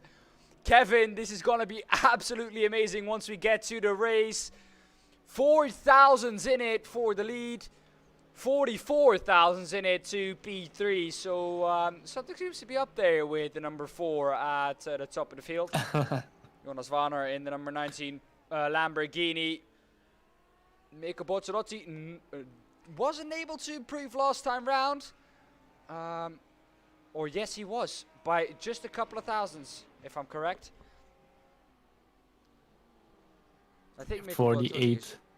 A 48.2 or a 48.32 was his last lap time. Has come into the pit lane this time round to take up some more fuel and maybe some new tires and go at it again. Of course, you can get quite a lot of laps done here in this 17-minute session. Jonas Wanner, though, wringing the neck of that Lamborghini.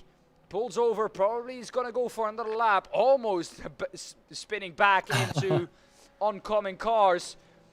Mark Bachmann in the other Mercedes is in P3.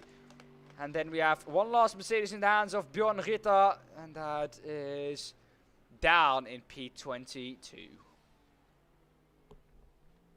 Yeah, the Mercedes forced to behold in the GT3 class.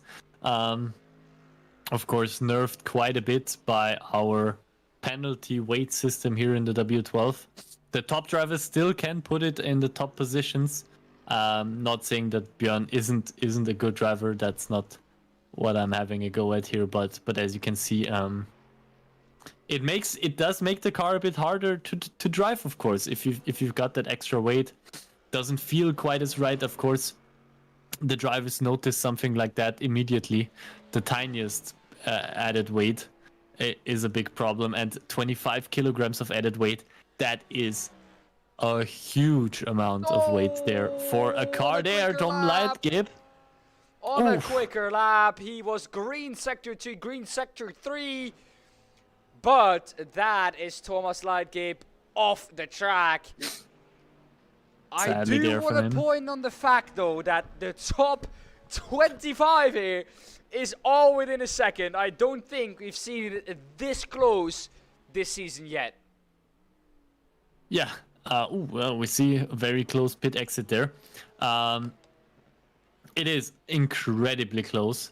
And the gaps between the drivers. I mean, if you look, Stadtmann, Augustin, they just had the same lap. They just drove the same lap time. They're both 0.257 seconds behind Mirko Bortolotti there. So the drivers also equal. That's how equal they are, that they are driving exactly the same lap time. And that is, of course, brilliant. Brilliant to look at. Winston Eckel, Jens Fiedler, just 1,000th between them.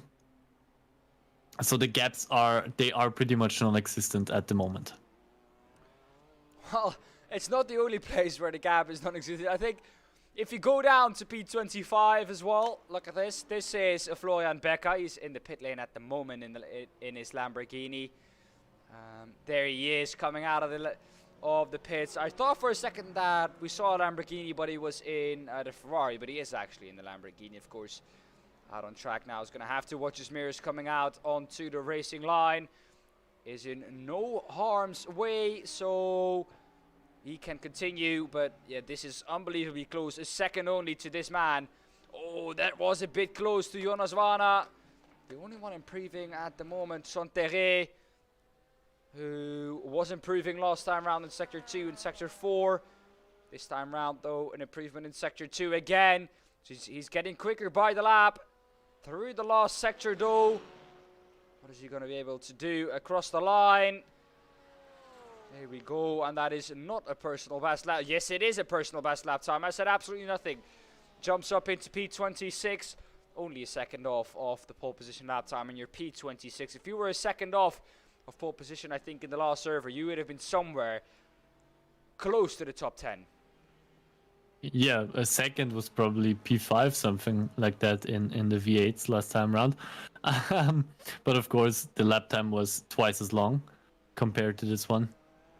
But yeah, still a great job by all of our drivers here.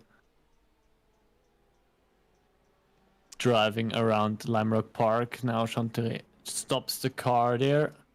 We've had an improvement from this man that you can see on track right here. He jumped up into 14th position in his Ferrari. Then we can see silver pole at the moment going to Julien Rambeau. And Patrick Hen, Benjamin Moser, P2, P3 in the silver class. But it's much more divided between overall and silver drivers this time around. We don't usually see it like that. Normally it's pretty mixed at the top as well. But this time you have a real divide between overall and silver drivers, which is very interesting to see. No, it doesn't happen that often. No, not at all. Of course, we won't have heat races here, so this qualifying is going to determine the start in Grade 4. Of course, the first race. Florian Stadtmann last time around with an improvement, and it's now the top 26 within a second. 4 drivers which are not within a second of pole position. I think nothing to be ashamed of course. It is a very difficult track to learn. Thomas Leitgeb, one of those people who isn't within a second, 1.4 second his gap. He is steadily improving though, so we could see him jump up to, well, maybe the top 20, maybe the top 15 if he's really wringing the neck of that car. Of course, it could be traffic that he's down there. It could be a couple of things. But Kevin, we know that this is not an easy track to find your way around. It is short, but it's also very narrow and twisty. Yeah, you have to be very committed through a lot of the corners. You have to get them right, because every mistake here is very costly. Already, every mistake also costing you tenths through the next corner because of a bad exit and all of that. So it all adds up here. And like with Winston, as he walked us, or as he drove us around one lap, and as he said, like the last corner, it's probably flat, but he isn't quite there yet to do it flat. So those are like the things that you can improve to really go fast around here. Patrick Hen jumps up into P8, so a great lap there by him. Pole position in the AM, or in the AM, I almost said AM. In the silver class, we don't have AMs here. Everyone is, well, at least at some kind of good pace, better pace than me probably. I would be down in P30, 2.6 seconds off the pace, probably. So yeah, that just tells you how quick these drivers are. Up to pole position in the silver class in his number 20 BMW. The gap from Josh Files to the top is only 6/10, 18 drivers within 6/10 of a second. If we go back though to the intervals, here we have it. That's not the correct one. There we go. You can see it's orange across the board. So most gaps are not even a tenth here. Yeah, most gaps are barely like 100. Martin Stadtmann look though, at the that. one not even, well, they did the same lap time. If I look at this, they did the same lap time. Mario Suk did now the same pips lap them time. though. Mario Suk up into P4, Martin Stadtmann will not complete this, or will not be able to complete this lap. And here we go then. The grid is up for you. Yeah, so Mirko Bortolotti just 4 thousandths ahead of Jonas Wanner there. Jonas Wanner in P2, Marek Bergmann starts from P3. Mario Zug with the final seconds of qualifying jumped up into P4 ahead of Martin Stadtmann and Hendrik Augustin, who did exactly the same lap time, plus 2.5 seconds, plus 0.257 seconds slower than Mirko Bortolotti, both of them, Stadtmann, Augustin in 5 and 6. Ben Hitz starts from P7 ahead of Patrick Henn in P8. Jan Philipp Springop in P9 ahead of Hugo Sasse. Pascal Haas starts from P10 ahead of Clemens Schmidt in P12. Marco Zähler from P13 ahead of Julian Rambeau in P14. Winston Eckel starts from P15. Jens Fiedler from P16. Michael Lebelt in P17. Josh Files starts from P18 ahead of Benjamin Moser in P19. Stefan Capella starts from P20. Ben Bühnagel from P21. Stefano Pellegrino from P22. Florian Stadtmann is in P23 ahead of Björn Ritter in P24. P25 is Markus Deutsch. Florian Becker is P26. Sean Ter P27, the first driver who is over a second behind Mirko Bortolotti in P27. So just wanted to point that one out there. Jan Linz in P28 ahead of Thomas Leitgeb in P29, and Benedikt Hochleitner starts from P30. Well, and that was a long grid to go over, of course, for Kevin. But yeah, job well done there, I have to say. Mirko Bortolotti, of course, the one gonna lead us away from pole position. We are gonna have a rolling start, so if we take a look at the leader, there we go, that's the leader. There you see the Porsche safety car coming through into turn 1, of course. Mirko Bortolotti leading the way ahead of Jonas Wanner in the Lamborghini. Of course, Mirko Bortolotti with that 25 kilograms added to his AMG Mercedes GT3. Next to him though, Jonas Wanner, only 5 kilograms if I'm correct added to that car. I just closed the very professional here. The Lamborghini has 10 kilograms 10. added to it. It is the least So, amount close. of weight added, right? Or is Yeah, there... if you don't count BMW and Ferrari, which have no weight added, of course they have 0 kilograms Yeah. added. And the Lamborghini has the lowest penalty weight of the cars, which do have a penalty weight. Yes. Okay. Yeah, that's why I made the mistake. Nothing compared, of course, to the Mercedes. It's 15 kilograms in penalty weight And that's a difference lot. between the Mercedes and the Lamborghini. That's a huge amount of weight for a car there. Well, then coming to Let's the see how it flag affects here. the start. This one is yours as- to call. Yeah, as we go down the final corner there, Mirko dropping off a bit from the pace there. Of course, we don't want the drivers to drop off too far, but as we come down to the start-finish straight, as we can see, safety car coming into the pit lane, and now it's all up to Mirko Bortolotti. He decides when the race is going green. We still wait on him, and he's hitting the throttle, and he's away. Jonas Wanner, great start there as well. by Jonas Wanner around the outside for turn 1. Mirko can save it, can save his lead going into turn 1, but Jonas Wanner very close there. Great start there by Jonas. Just couldn't quite make it work there. Marius Zug still in P3 at the back. Everything looking quite good at the moment. I'm a bit surprised that I think I was expecting more carnage going through turn 1 there, but the driver's still looking in great shape there. There's a Lamborghini going for the inside. That looked very late, but nothing happened there. Could break in time there. We see Clement Schmidt now behind the Lamborghini of Jan-Philipp Springhoff. Coming down the final turn, fighting for P10 at the moment. Look at how many cars. A couple of cars in the back coming into pit lane as well. Florian Becker, Benjamin Moser, Björn Ritter, Markus Deutsch, all of them coming into pit lane at lap 1. We have seen that's a strategy that can work out, especially in those tightly packed races as we have here with the GT3s in Lime Rock Park. You might want to take advantage of the free air that you get when you come into pit lane at the end of lap 1. Of course, not earlier than that. We had that happen in the W12 already, but that is not allowed, of course. I think it was this man who was in P2 It was this man. It was this man. He tried to play the system. He tried everything to get up into the victory, but yeah. It's of course not allowed. Julian Rambo having to fight off Rambo. the A touch. BMW of Vince Neckel, I think that was. There was the contact there. And Rambo hits the wall and is out of the race, gets towed back into pit lane. Let's see what happened there. We're gonna go.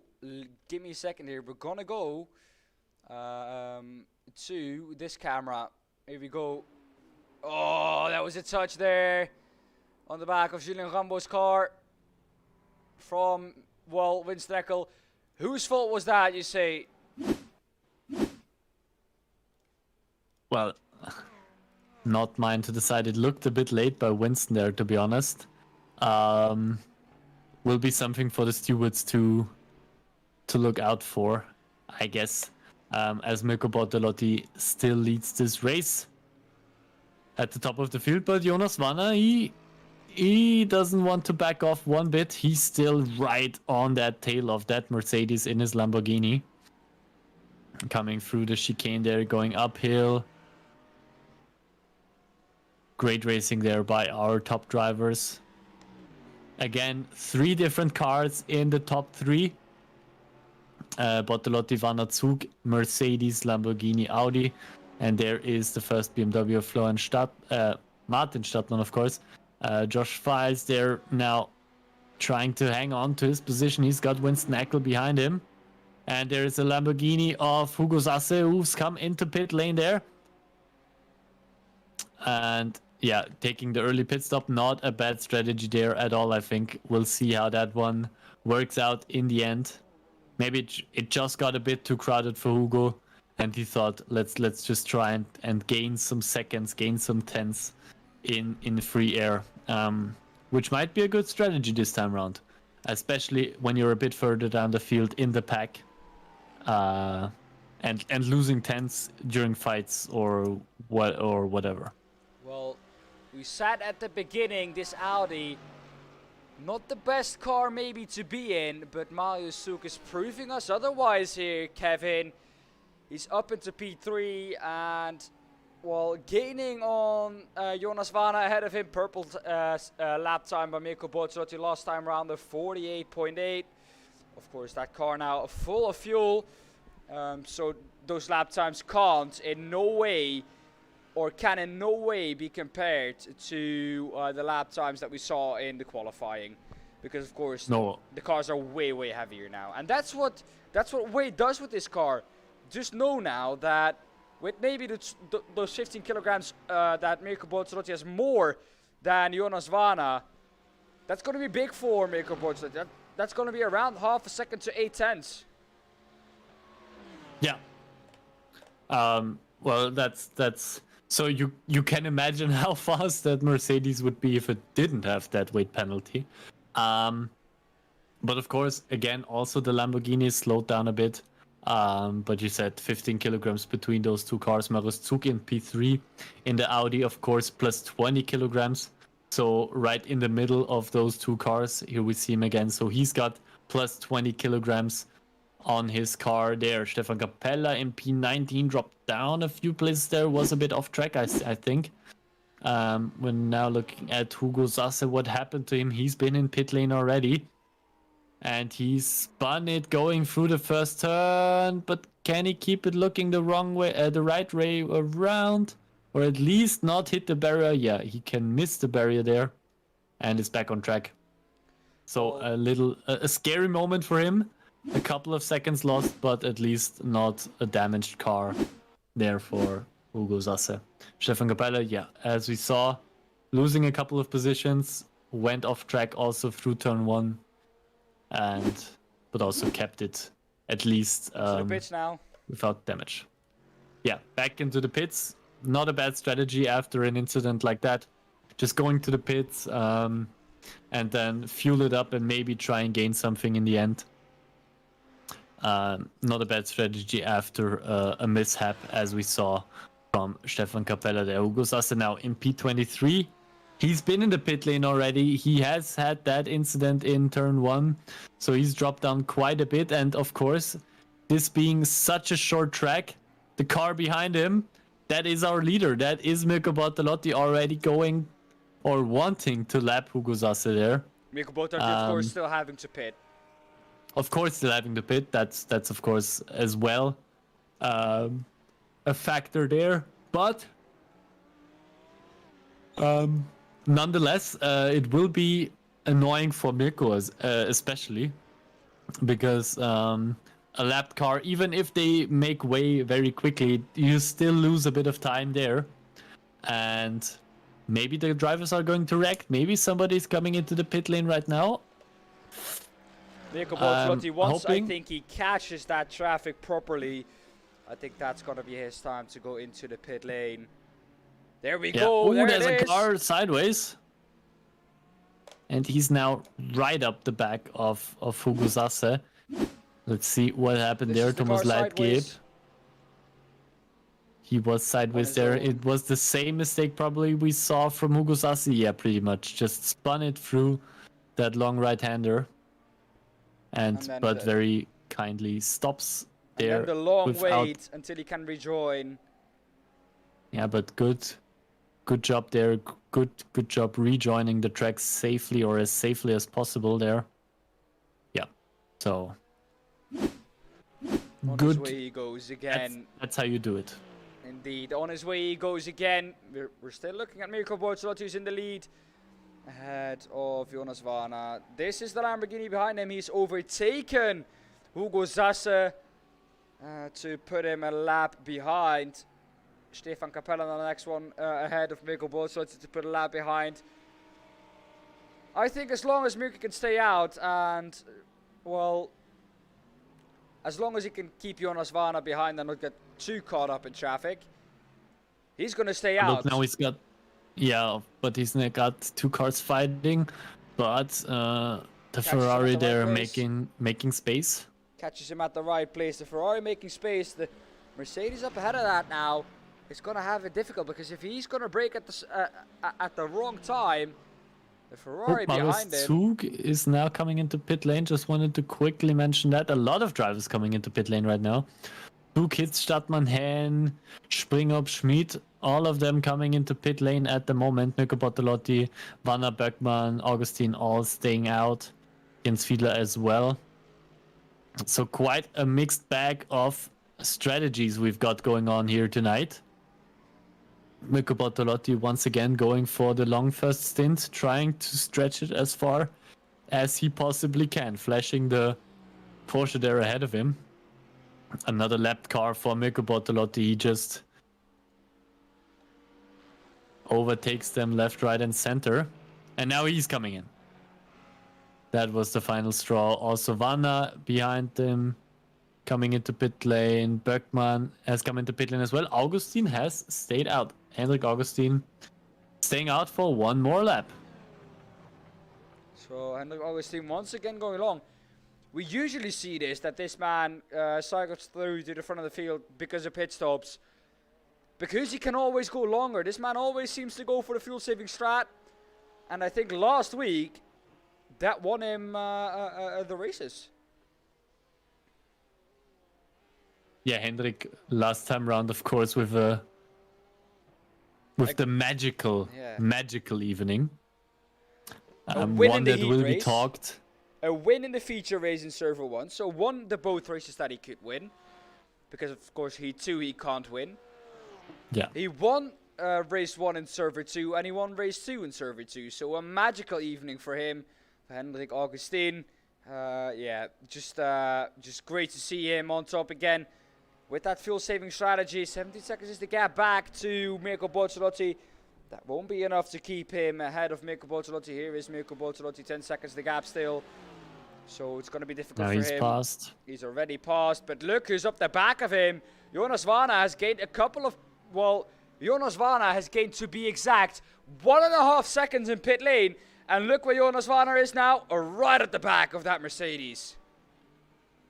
Yeah, he's gained back the time he's lost during the traffic stint, I'd say. That couple of laps where they had to go through the lapped cars there. Jonas Vanna again with a very short pit stop there.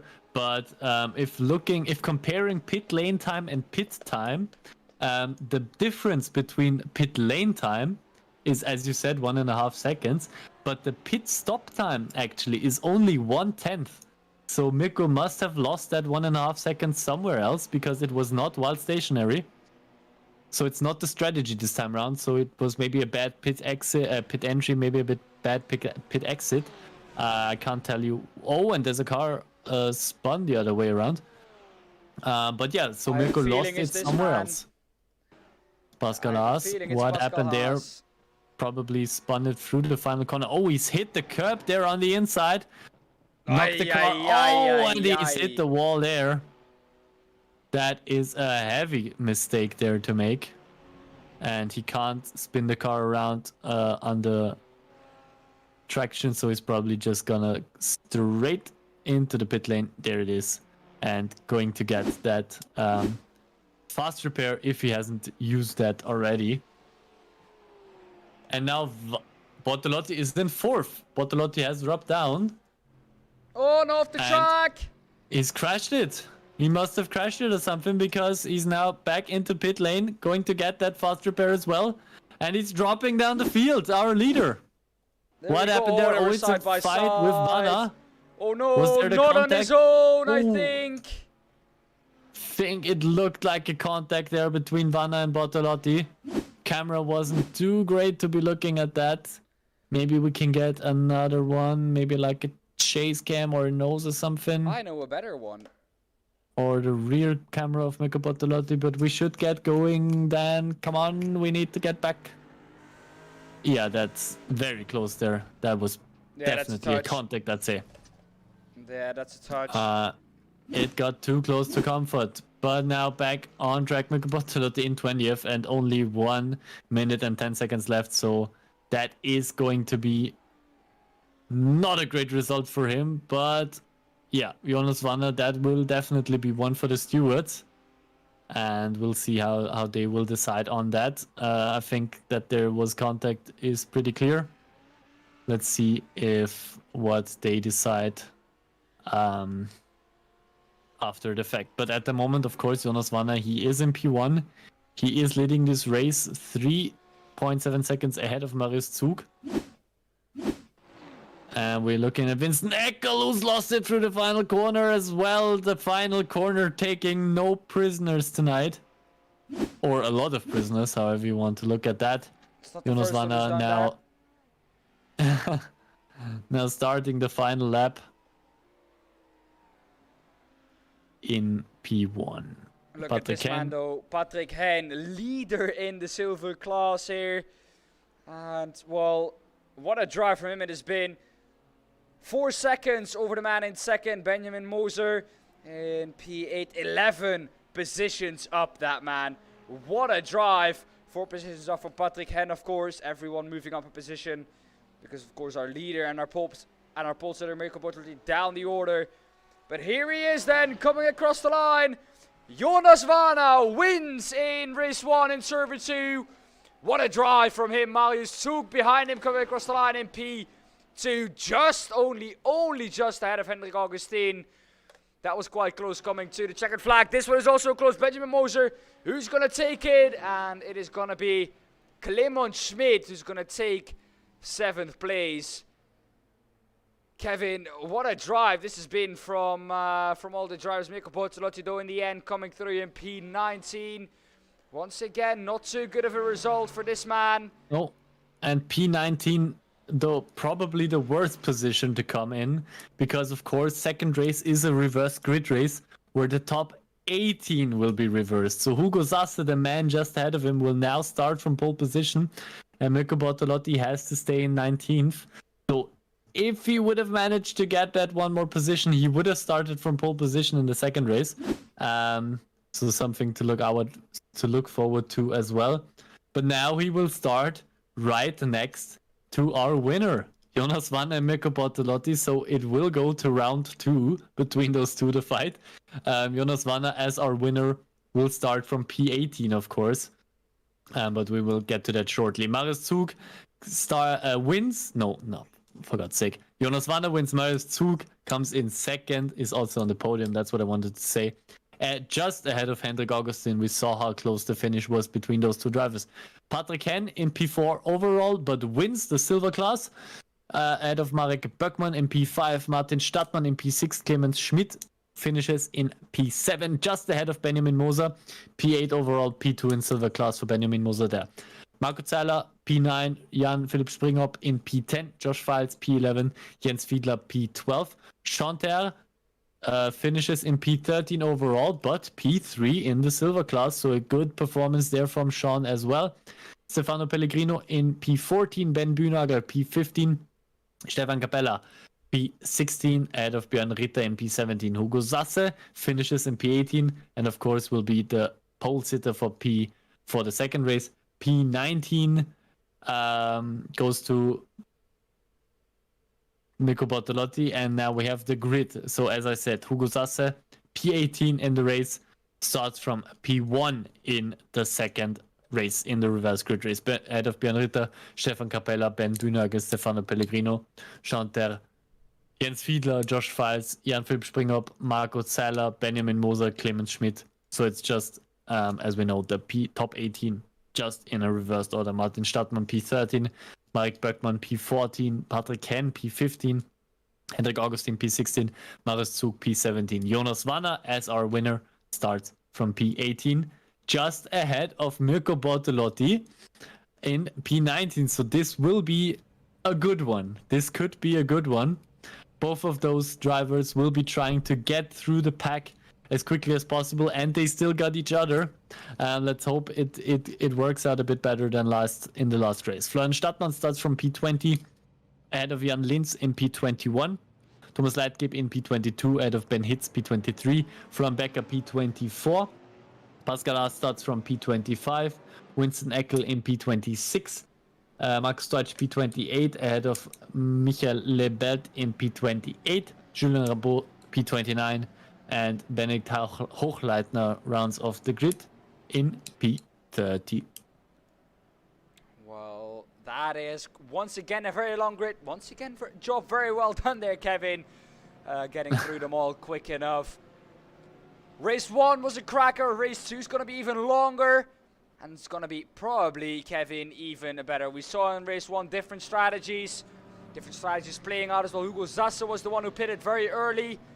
Of course, had that crash, so his position not really well showcasing his potential. So he's probably gonna be driving away from the man who's well behind him now, or alongside him, Stefan Capella. That's what we expect. In the Mercedes, it is Björn Ritter alongside him. Excuse me, it's Stefan Capella in the Ferrari behind him. But here we go then, rounding off the last 2 corners. We saw an amazing start in race 1. There they kept it all clean.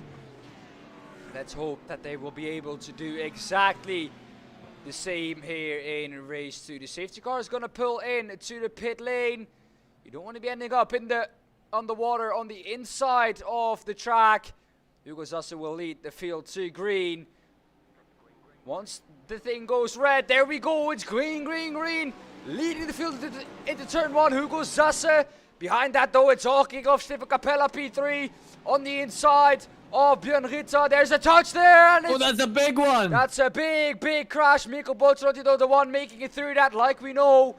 But a couple of drivers involved in that. Involved within it is Clement Schmid, Henry Augustin, Benjamin Moser, Jan-Philipp Springrop, Marius Zug, Marco Zeiler, Patrick Henn, Benedikt Hochleitner, and Julian Rambo-Schulz, all involved in that. Jan Lins though came through that cleanly. Behind him now, it's Ben Hitz attacking him. Hugo Zasse though, like I said, creating a little bit of a gap between him and Björn Ritter. Stefan Capella though, all over Björn Ritter. Ben Buhnagel all over him. So apart from that starting crash though, seems like we all got through fine. Yeah, well, the highest profile name involved in that turn 1 crash, of course, Jonas Wanner. He towed his car back to pit lane, so he is more or less out for this one. He's won every race he's competed in at the moment this server round. He almost did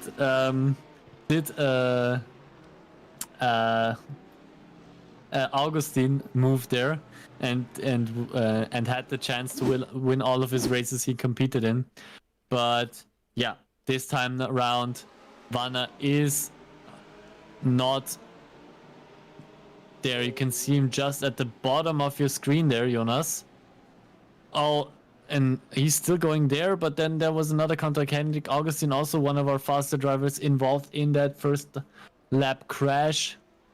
And you can see Wanner just standing outside there.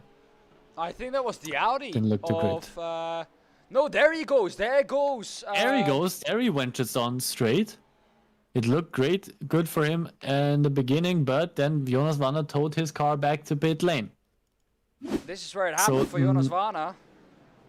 Here he went off track. Oh yeah, there it did happen.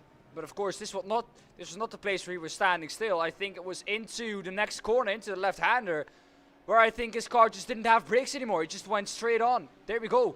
No brakes for Jonas Wanner after that incident. That is a scary one. Yeah. You never That want to be is seeing that. your race over there. As quickly as it went.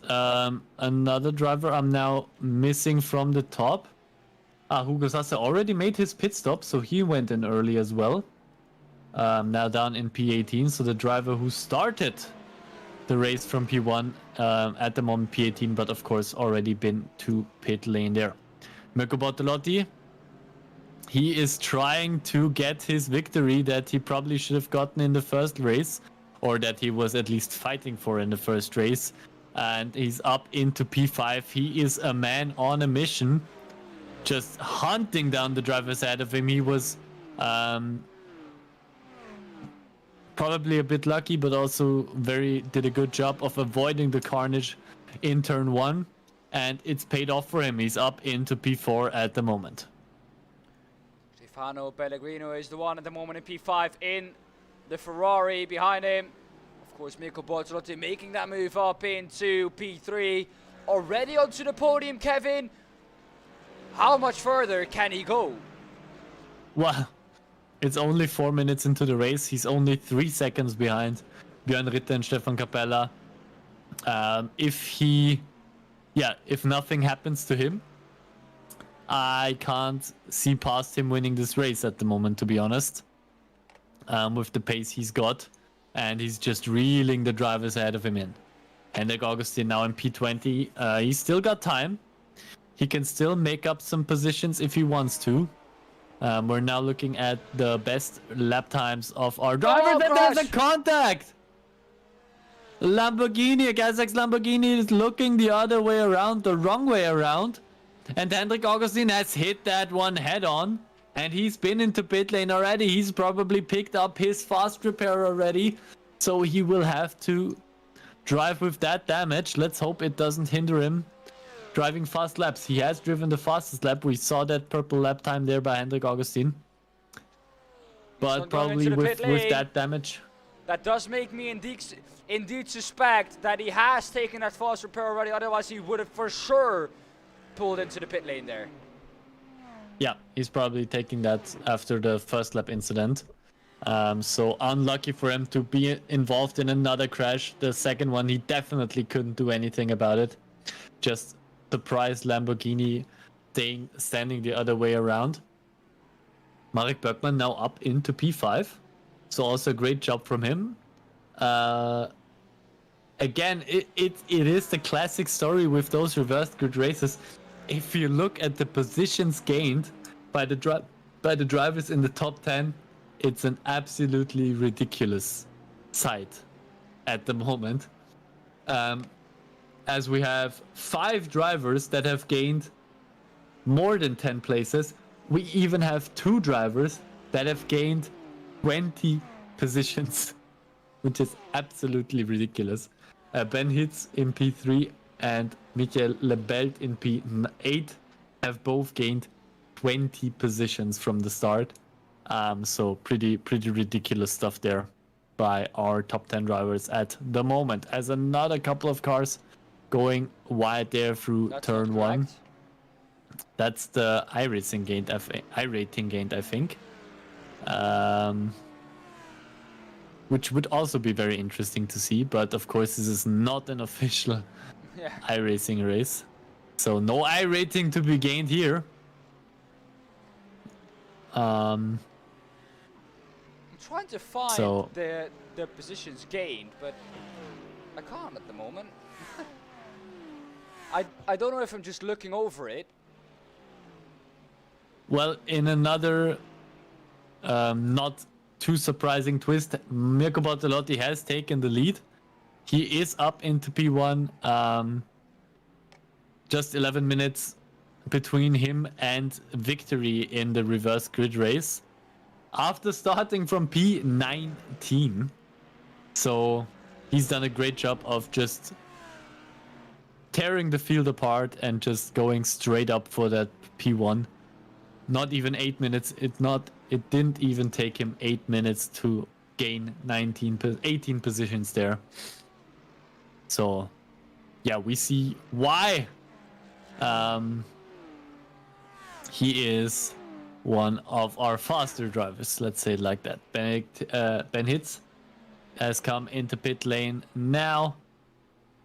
First of the top drivers, I'd say, to do that. Hugo Sasse has lost a bit after his pit stop.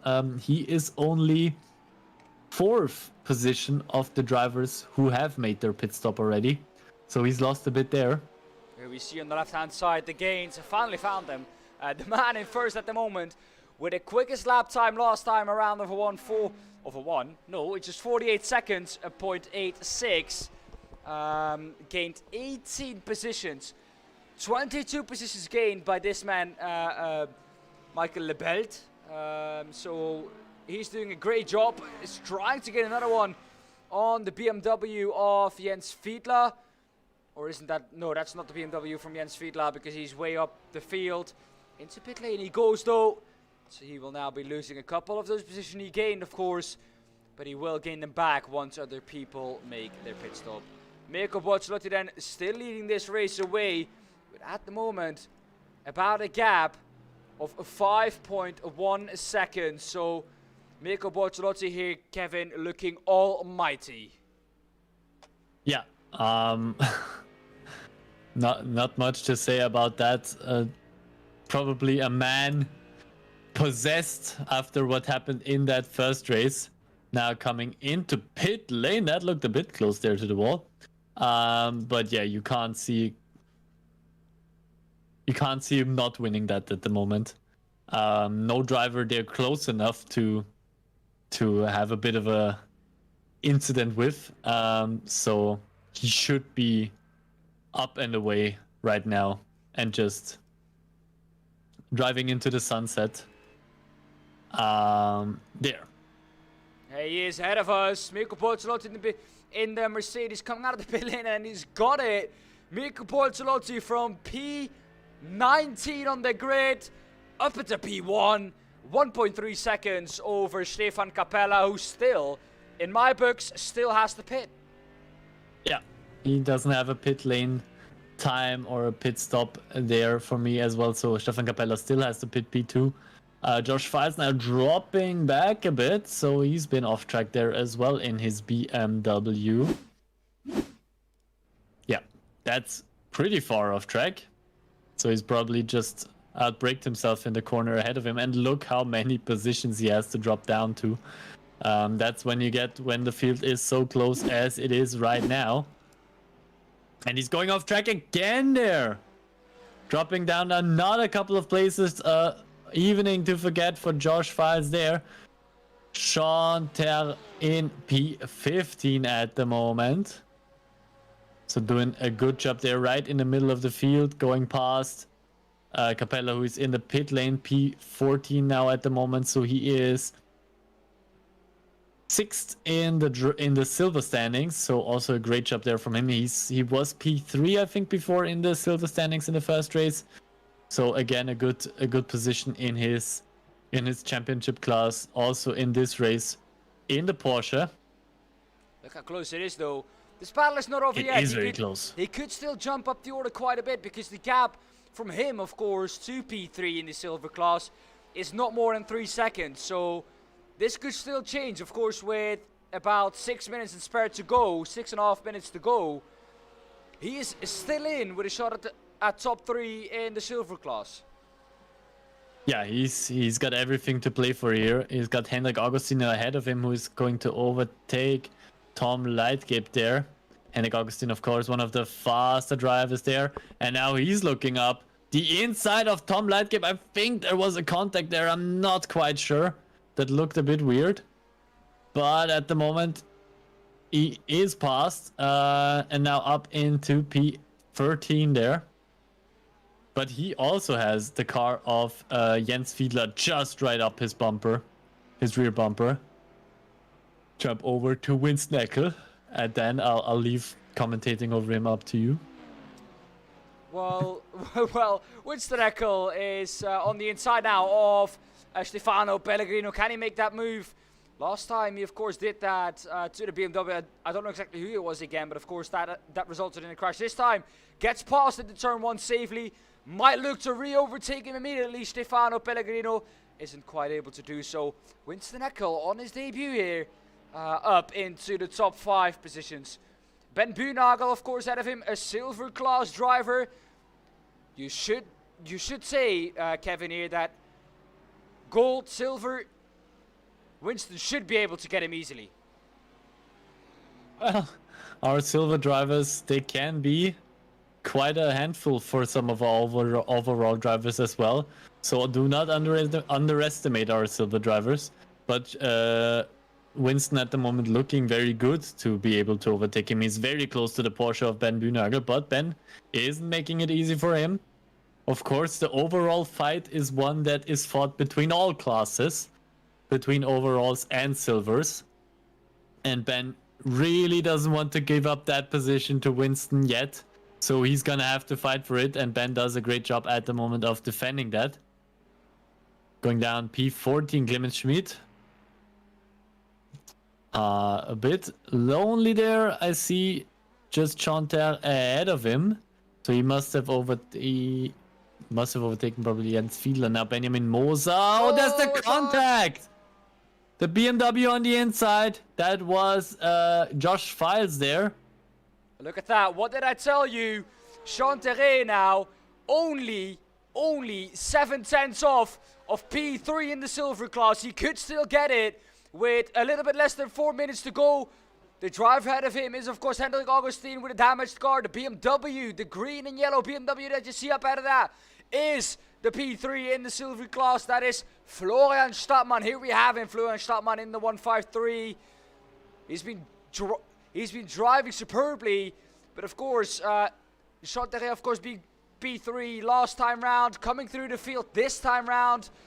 Florian Stadtmann looking quick, but might not be quick enough to stay ahead of Sean Terreo, but he does still, remember, have to overtake Hendrik Augustin in the Porsche, because that's the car between him and P3 in the silver class. Now Hendrik Augustin going for it up the inside of Florian Stadtmann. Maybe Sean Terreo can go with him. Maybe he can follow him through. He's going to try and do so.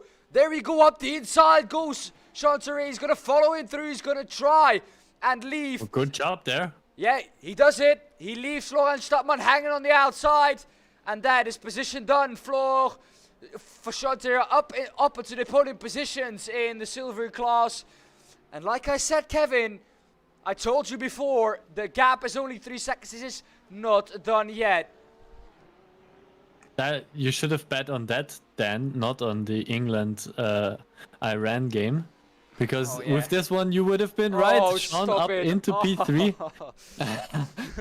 Up into P3 of the silver class. Don't bet, kids. And don't bet, yeah. Gambling is not good for you and your wallet. So don't be stupid like that. Winston Eckel up into P4. He's still got Ben Bühnagel ahead of him. I told you then. Our silver drivers not to be messed with. Ben doing a great job making his Porsche as wide as it can possibly be, and Winston at the moment can't get past Ben Bühnagel at the moment. He's still got 1.5 minutes, so not a lot of time left there in this session for Winston to overtake him. And there's a bit of a contact between the two BMWs, Jens Fiedler and Florian Stadtmann.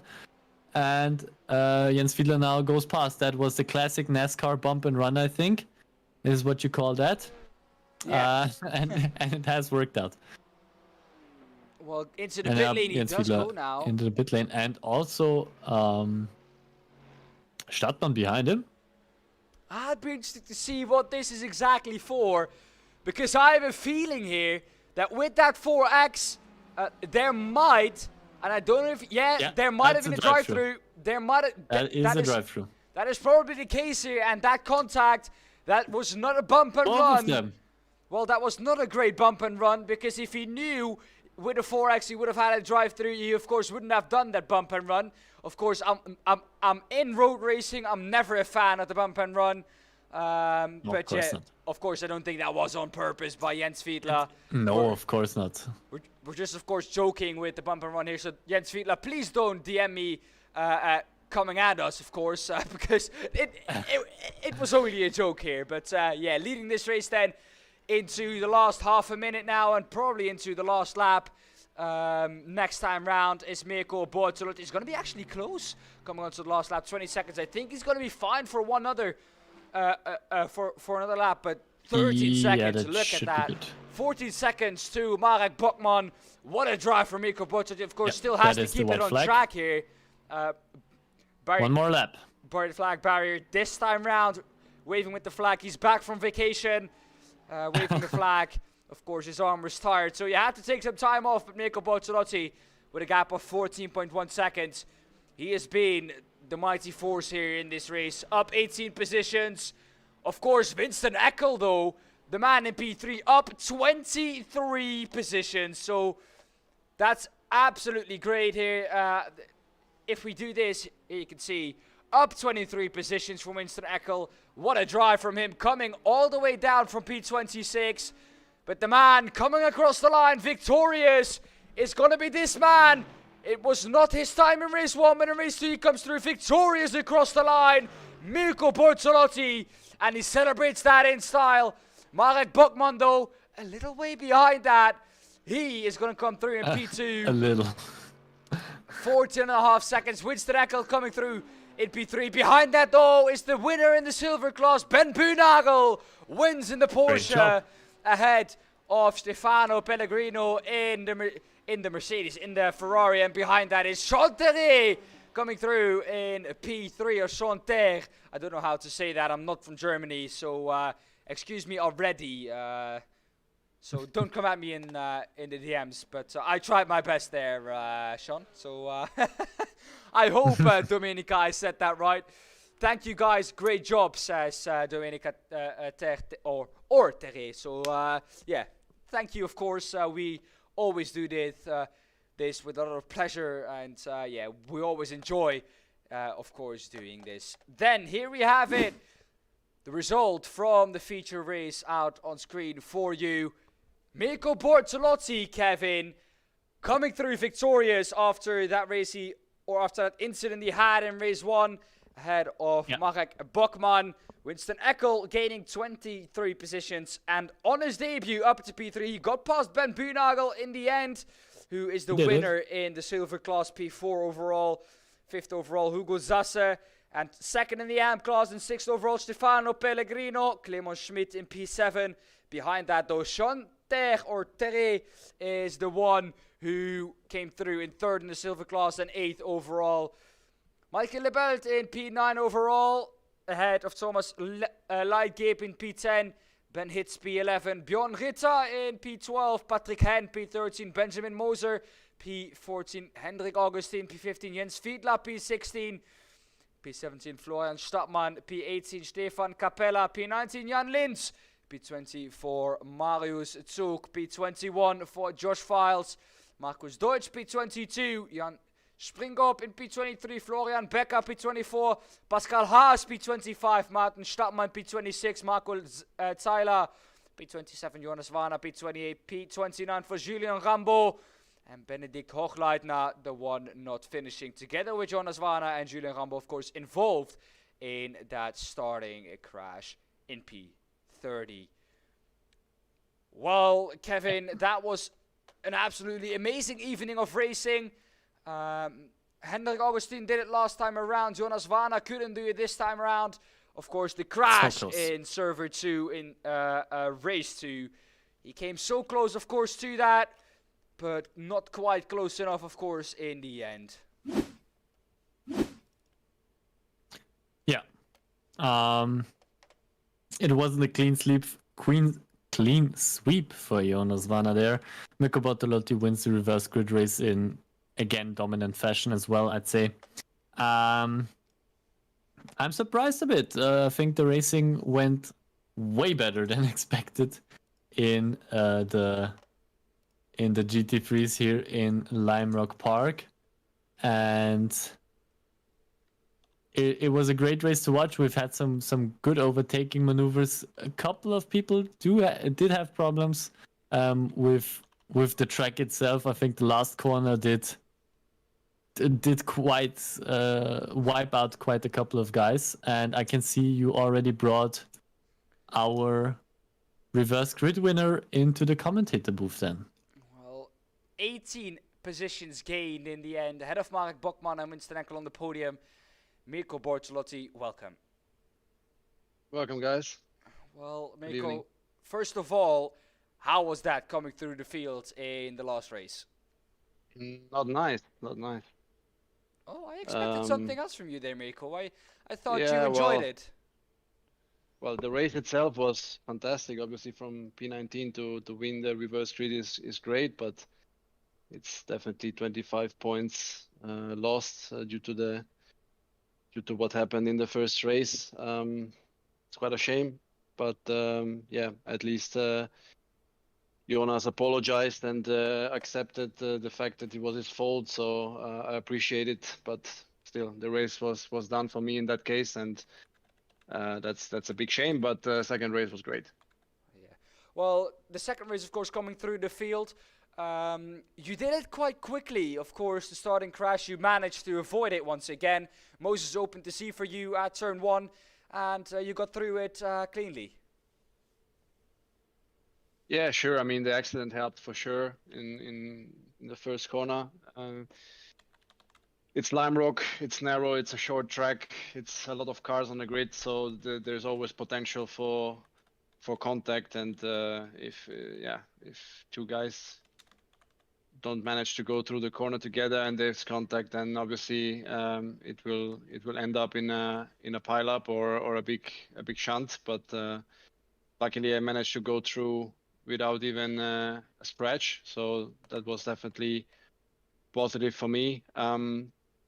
and that put my race in a different in a different way. I mean, I think the pace was there from the beginning. Also considering the heavy car we had due to the previous race. So I'm quite happy with the pace and everything. But yeah, it's a shame for the first race because would have been a win there as well. Well, we were quite uncertain about it, or quite unsure about it in the booth, Kevin and I. We came to the agreement that it was contact, of course, between you and Jonas. In the end, was it contact?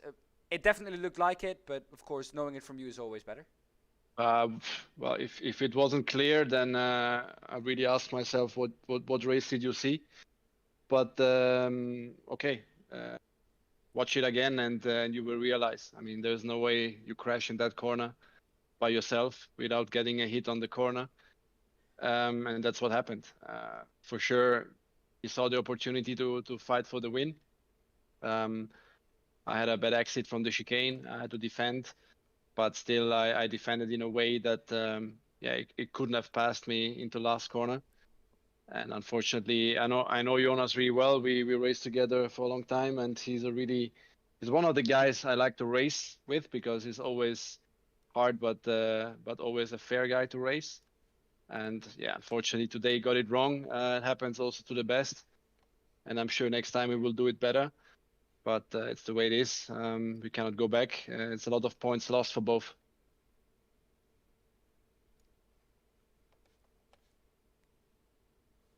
I think we lost Mirko there for a second. Did you hear me? Yes, we can. Yes, we can. Okay. Well, Mirko, thank you for the interview. Of course, sad to see how race 1 ended for you, or at least the fight for the lead ended. And yeah, hopefully better luck next time out in server 2. Server 1, I think still not too bad, but yeah, thank you for the interview, and yeah, good luck at that next week. Thank you, guys. See you. Well, Kevin, we are going to bring in the man who won in the silver class, and of course, that is the one, the only, Ben Bunago. Yes, true that. Hi, guys. Hi, Ben. Yeah, great job in the second race, especially a victory in the silver class P4 overall. A very hard fight up until the end with Winston that. there for. True that. Yeah, it was really unfortunate in the end because I lost the car a bit, and then he had the better run on the straight, and it took me in the, I think it was the 2 laps to go, 3 laps to go. But yeah, still really happy, really happy. How was the race in general from your perspective? From what I can see, you finished the race where you started the second race as well. So how was it for you? Yeah, true that. The beginning was a bit crowdy. There was some stuff going on, but then I pitted quite early, I think, to get out of the trouble. And since then was pretty easy. There were also Marek was behind me. I tried to block them as long as I could, but yeah, in the end I lost. I couldn't keep them behind me anymore, but still really happy. But no big things that happened. I mean, since the first pit stop that I did pretty early, I think that was good. So yeah, since then pretty chill cruise. That's of course great to hear.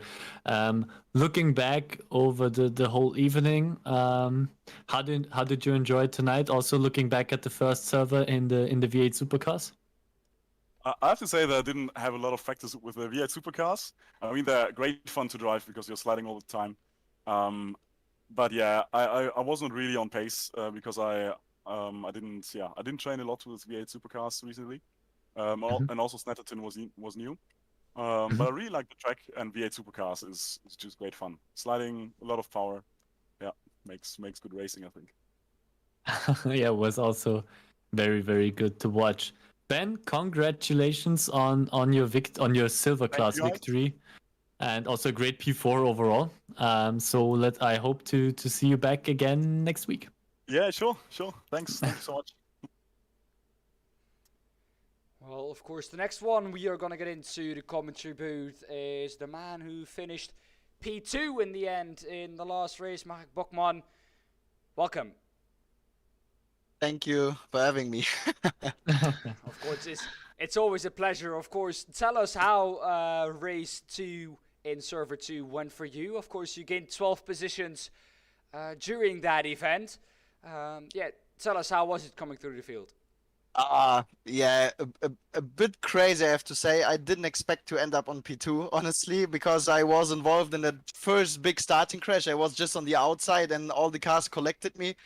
I just went wide on the grass and I already had some damage in the car, and I just thought, oh man, okay, now you just have to see and survive the race somehow. And yeah, I just tried to keep a good pace and don't make any mistakes, and then just yeah, lap by lap, I just could gain some time. And yeah, after I had quite a good pit stop, I think, because Sunday I was on P2 or P3, and then I just could keep it until the end. So yeah, I'm still quite surprised, I have to say. Looking back over the whole evening, also back into server 1, the V8 supercars, how was that for you? Yeah, it was my first experience in a V8. I also never did a lap in Snetterton, so so I had some difficulties. Maybe also a little spin in the race. Yeah, but it's this was like a learning process for me. I was really disappointed after the first event with the V8. So yeah, now I'm even more happy after the last race of the evening now. Did you know the Yeah. layout of Snetterton, or was it just a complete new track for you? Like, completely new. I had to buy it just before I went okay. onto the server because I never did a race in Snetterton. I never was there. So yeah, it was just yeah, it was just like blind racing for me. Well, the second server was definitely not blind. P5, P2 in the two races, so a great overall second server for you, Marek. There, congratulations from both of us, and let's hope to see you back again next week in the W12, and let's hope for you we see you back again here in the top 3 interviews after the fact. I give everything I have next time. That's what I want to hear. I hope to hear you guys. We hope so as well. Thank you very much, Marek, for your time. Thank you. Bye bye. Well, time then for our last interview here, Kevin, of this evening. The last interview of this evening will be with someone who we've had in the booth after race or after server 1 as well. It's the man who was new here this evening in the championship. It's the man who also gained the most positions in this race. 23 positions gained in the end. It's Winston Eckel. Welcome. Thank you, Dan. Very Winston, nice. the GT3s, I know you know these cars better than, of course, the V8 supercars. It's also a track that you probably don't know as well. Not a lot of races done on there. Lime Rock, you do know the track. You know the car, and, well, it showed in race 2 as well. Yeah, it really showed. It was much better because just like I talked the circuit through in the beginning. It was very tricky. It was very interesting, and strategy played a huge role, especially in the second race. I made a mistake in the first race. I crashed the car, and the car had massive damage. So I needed to start the race, in the back of the grid on P27, I believe. From there it was just a race, just having massive overtakes, great battles, also with Ben at the end with the Porsche. And then some guys also crashed, and I was very fortunate in the race. Everything was on my side. The luck was on my side as well, and I had a massive race. It was very fun. I really enjoyed it, and P3 is just a cherry on the cake. I think it was very nice. Well, I think sometimes you have to get lucky, Winston. Race 1, tell us about that, of course. You had that damage, but before that it was not looking too bad. No. It was a good race. I had some battles, I think, also with Josh. It was very nice. All like respectful racing. But yes, the traffic jam in the chicane was very interesting. I think some small bumps on the back and then on the front as well, and some 4Xs. So I need to take a little bit cautious at the end. And then and enter the last corner with the BMW. It was very tricky on if it was flat, yes or no. But I took it. I don't know, not a whole flat, but for some small lift, and I still hit the grass. Just on the outside, and then directly had a snap on the steering and hit the wall. So from there it was just going into the pit entry, and yeah, I unfortunately used my fast repair, so that was sad, but yeah, it wasn't. But very luckily the race 2 compensated everything, so it was very nice. Well, of course, happy with the P3. Could you have done more, you think, or were Marek and Mirko just a little bit too fast today? Yeah, Mirko was way too fast, especially on this pace. He was driving 48s, I think. My pace was 49 half, 49 high. And then Marek as well, he was it battling with Stefano also, I think, with the group. And then after that, he was just driving off. And yeah, I was happy that I could pass Ben because Ben also had massive pace. But the Porsche was a little bit unstable, especially in the fast corners. So there's where I gained the time on him. And then he made a small mistake into the last corner. Then I had a run and yeah, overtook him on the outside. So that was nice. And he was also like luckily giving me space, so it was good racing. Well, Winston, of course, a big congratulations. Kevin, you have anything to ask Winston? Oh, I just congrats on P3 in the second race. Great job there, and now I expect it more often, Winston. Yeah, it will be good, mate. I'll be here more often, and yeah, it's a good points I'll give you. It's just like that. So Well, Winston. Well, then thank you for your time, Winston. Exactly. And yeah, no problem. until next week. Thank you guys. Thank you for the broadcast.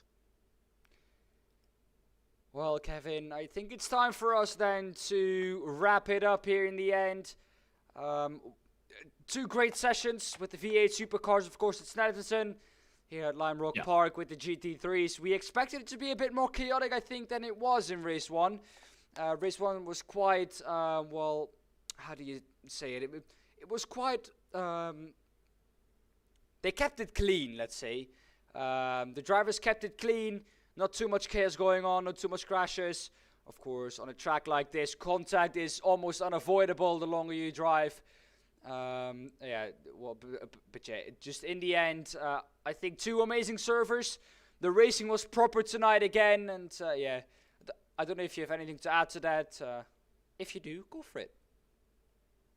Yeah, I think the drivers in between themselves in the fights and everything, it was pretty good, I'd say, tonight. I think the tracks were tonight in both servers more the problem. We saw it in Lime Rock. I talked the first and the last corners, caught a few guys out, I think, and Snetterton also as well. Gave a couple of problems for our drivers tonight, but other than that, I think it was some good, enjoyable racing to watch, and keeps me excited for next week, as of course. Yeah. Well, Kevin, I think that was all for us. Of course, from you guys, thanks for watching all, and thanks for being in the chat again. Thanks for asking us the questions that you did, and yeah, we like to see you, of course, next week. Back again with another evening of the W12 Sprint Series. Until then, from me, from Kevin, from the whole W12 teams and from all the drivers, good night and stay safe. Bye-bye.